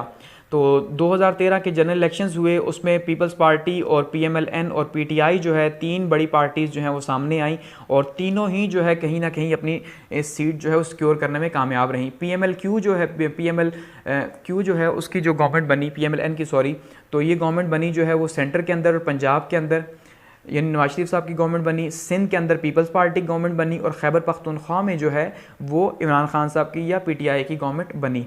तो काफ़ी ज़्यादा मुश्किल रहा इनके लिए, क्योंकि इनको एब्सोल्यूट मेजॉरिटी नहीं मिली। फिर भी PTI ने क्या किया जी, इलेक्शन रिगिंग के ऊपर पूरी की पूरी कंपेन स्टार्ट कर दी इलेक्शंस के फ़ौरन बाद ही कि भाई धांधली हुई है, और उन्होंने कहा 4 हल्के खोल दो। नवाज शरीफ साहब ने 4 हल्के नहीं खोले, नतीजे के तौर पे लॉन्ग मार्च हुआ और फिर ये पूरे का पूरा एक जो है प्रोटेस्ट बिल्ड हुई जो तकरीबन 3 साल तक चलती रही इनके दौर में। ऑपरेशन ज़रब-ए-अज़्म जो है स्टार्ट हुआ इनके दौर में, यानी कि जो एजेंसीज़ हैं यहाँ पे और अफ़गानिस्तान के बॉर्डर के ऊपर जितने भी तालिबान थे उनके ख़िलाफ़ जो है ये ऑपरेशन स्टार्ट किया गया आर्मी की तरफ से। ड्रोन अटैक्स जो है इनके दौर में होते रहे, इसके ऊपर भी इमरान खान साहब ने बहुत ज़्यादा तनकीद का निशाना इन्हें बनाया और ड्रोन अटैक्स के ऊपर जो है वो काफ़ी ज़्यादा धरने भी इनको सामना करना पड़ा इमरान खान साहब की तरफ से। इकनॉमिक कंडीशंस जो हैं मुल्क की ज़्यादा बेहतर नहीं थी, उसके ऊपर भी करप्शन के इल्ज़ामात इनके ऊपर लगते रहे। इंफ्रास्ट्रक्चर डेवलपमेंट या CPEC के हवाले से जो इनका प्रोजेक्ट थे उनको ही आगे लेके चले, तो ये काफ़ी ज़्यादा जो है मुस्बत जो है मूव रही। APS अटैक हुआ इनके दौर के अंदर, यानी कि जो पेशावर के अंदर जो है हमने देखा कि आर्मी पब्लिक स्कूल है उसके ऊपर जो है वो अटैक किया गया और तकरीबन 140 के करीब बच्चों को शहीद किया गया वहाँ पे। तो ये एक काफ़ी जो है वो बुरा सानिया रहा इनके दौर के अंदर। पानामा लीक्स हुई, उसके बाद फिर हमने देखा पानामा लीक्स की वजह से जो है वो सुप्रीम कोर्ट ने जो है वो एक हेयरिंग चलाई नवाज शरीफ के ख़िलाफ़, और नवाज शरीफ साहब को जो है अपनी प्रॉपर्टीज़ का जवाब देना था, ये नहीं दे सके और इस तरह से इनको डिसमिस कर दिया गया। और फिर जो है 1 साल के लिए तकरीबन शाहिद खाकान अब्बासी जो हैं वो प्राइम मिनिस्टर रहे मुल्क के। और फिर इस तरह जो है वो 2008 मई के अंदर 18 के अंदर नए इलेक्शंस जो है वो अनाउंस हो गए। एंड की तरफ बढ़ते हैं और बात करते हैं अपने लास्ट एरा की, और वो है जी इमरान खान साहब का। ठीक है, इमरान खान साहब की हुकूमत जो है वो इस टाइम पे मौजूद है। तो इमरान खान साहब ने 2018 के इलेक्शन में जो है वो कामयाबी हासिल की। ठीक है, पंजाब के अंदर, पंजाब में, खैबर पख्तूनख्वा के अंदर और सेंटर के अंदर जो है इनकी गवर्नमेंट बनी, और बलूचिस्तान के अंदर भी जो है फिर इन्होंने अपनी गवर्नमेंट बनाई भी है। और आप देखें सिर्फ सिंध जो है उसके अंदर जो है पीपल्स पार्टी की गवर्नमेंट मौजूद है। ठीक है, और बाकी जो PMLN है नवाज शरीफ साहब की पार्टी, वो इस टाइम पे अपोजिशन के अंदर है पंजाब में और सेंटर के अंदर। ठीक है, पीपल्स पार्टी के साथ। तो अगर बात करें इनके रिफॉर्म्स एजेंडा की, जैसे हर गवर्नमेंट आती है रिफॉर्म्स लेके आती है, तो इमरान खान साहब भी बड़े बड़े नारों के साथ आए कि रिफॉर्म्स जो है वो करेंगे, और सबसे इंपॉर्टेंट चीज़ करप्शन जो है उसका खात्मा किया जाएगा, और जिन लोगों ने मुल्क को लूटा है, ठीक है, सबसे इंपॉर्टेंट का जो स्लोगन था कि मुल्क को लूटा है उनसे पैसा वापस लिया जाएगा, उनका एहतसाब किया जाएगा, जिसके ऊपर आप देखिए इस टाइम पे इन्हें बहुत ज़्यादा तनकीद का निशाना भी जो है वो बनाया जा रहा है। ठीक है, तो उसमें नैब के रोल को जो है वो बहुत ज़्यादा अभी क्रिटिसाइज़ किया जा रहा है कि भाई नैब जो है हालांकि बनाया पीपल्स पार्टी और नून लीग ने मिलकर है, लेकिन इसके बावजूद नवाज शरीफ साहब इमरान खान के ऊपर इल्ज़ाम लगता है कि भाई उन्होंने जो है वो नैब को एक्टिव कर दिया अपोजिशन को पकड़ने के लिए। तो इसी तरह से अगर बात की जाए इनकी पॉलिसीज़ जो कंटिन्यू हैं, अभी इन्वायरमेंट के ऊपर इनकी पॉलिसीज़ हैं, इन्वायरमेंट के ऊपर दुनिया ने इन्हें माना कि भाई आपने जो है वाकई में एक अच्छा काम किया। इसके अलावा कोरोना अभी जो गुजरा आपने देखा, उसके ऊपर जो है वो दुनिया ने रिकगनाइज़ किया इमरान खान साहब को कि आपकी पॉलिसी जो कोरोना के ऊपर थी, जो स्टैंड था वो बहुत अच्छा था स्मार्ट लॉकडाउन का। अच्छा, इसके अलावा अगर हम बात करें लोन स्कीम की, तो लोन स्कीम इन्होंने अभी इंट्रोड्यूस करवाई जी यूथ के लिए, ताकि आप कर्ज़ लें और अपना बिज़नेस कर सकें। FATF की शराइत जो हैं उसको माना जा रहा है, उसके लिए जो है काफ़ी ज़्यादा मुश्किलात का सामना इन्हें करना पड़ रहा है, और ग्रे लिस्ट से पाकिस्तान को निकाला जा रहा है, तो इसलिए बड़ी एफर्ट करनी पड़ रही है इनको। और ख़ास करके अपोजिशन की तरफ से अभी आपने देखा, पहले भी मौलाना फजल रहमान साहब ने जो है वो एक लॉन्ग मार्च किया मौलाना साहब ने, तो इस टाइम पे दोबारा से इन्हें धमकी है कि भाई इस टाइम पे जो है ये पीपल्स पार्टी, PMLN और सारी की सारी पार्टीज़ जो हैं वो क्या करेंगी जी, एक लॉन्ग मार्च चलाएंगी, एक मूवमेंट चलाएंगी गवर्नमेंट के ख़िलाफ़। तो इस टाइम पे इनकी गवर्नमेंट जारी है अभी, और देखते हैं कि इन फ्यूचर जो है वो क्या होता है।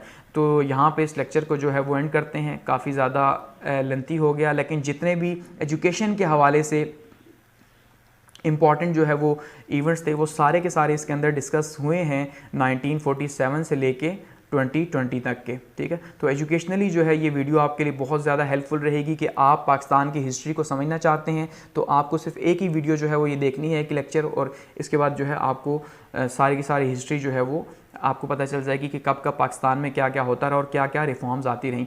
इसके अलावा एंड में एक सबसे इम्पॉर्टेंट बात, क्योंकि इतना लॉन्ग लेक्चर था और इतने लॉन्ग लेक्चर के दौरान अगर कहीं पे कोई मिसप्लेसमेंट हुई है या कहीं पे कोई ऐसी चीज़ जो कि शायद के हिस्सा ना रही हो, लेकिन वो अगर मैंने कही हो, तो आप उसको कमेंट सेक्शन में ज़रूर जो है वो प्लीज़ मेंशन करें, ताकि जो भी देखने वाले हैं उनकी करेक्शन हो सके। और at the and thanks for watching, इतने लेंथी लेक्चर के लिए जो है आप मेरे साथ रहे। और यहाँ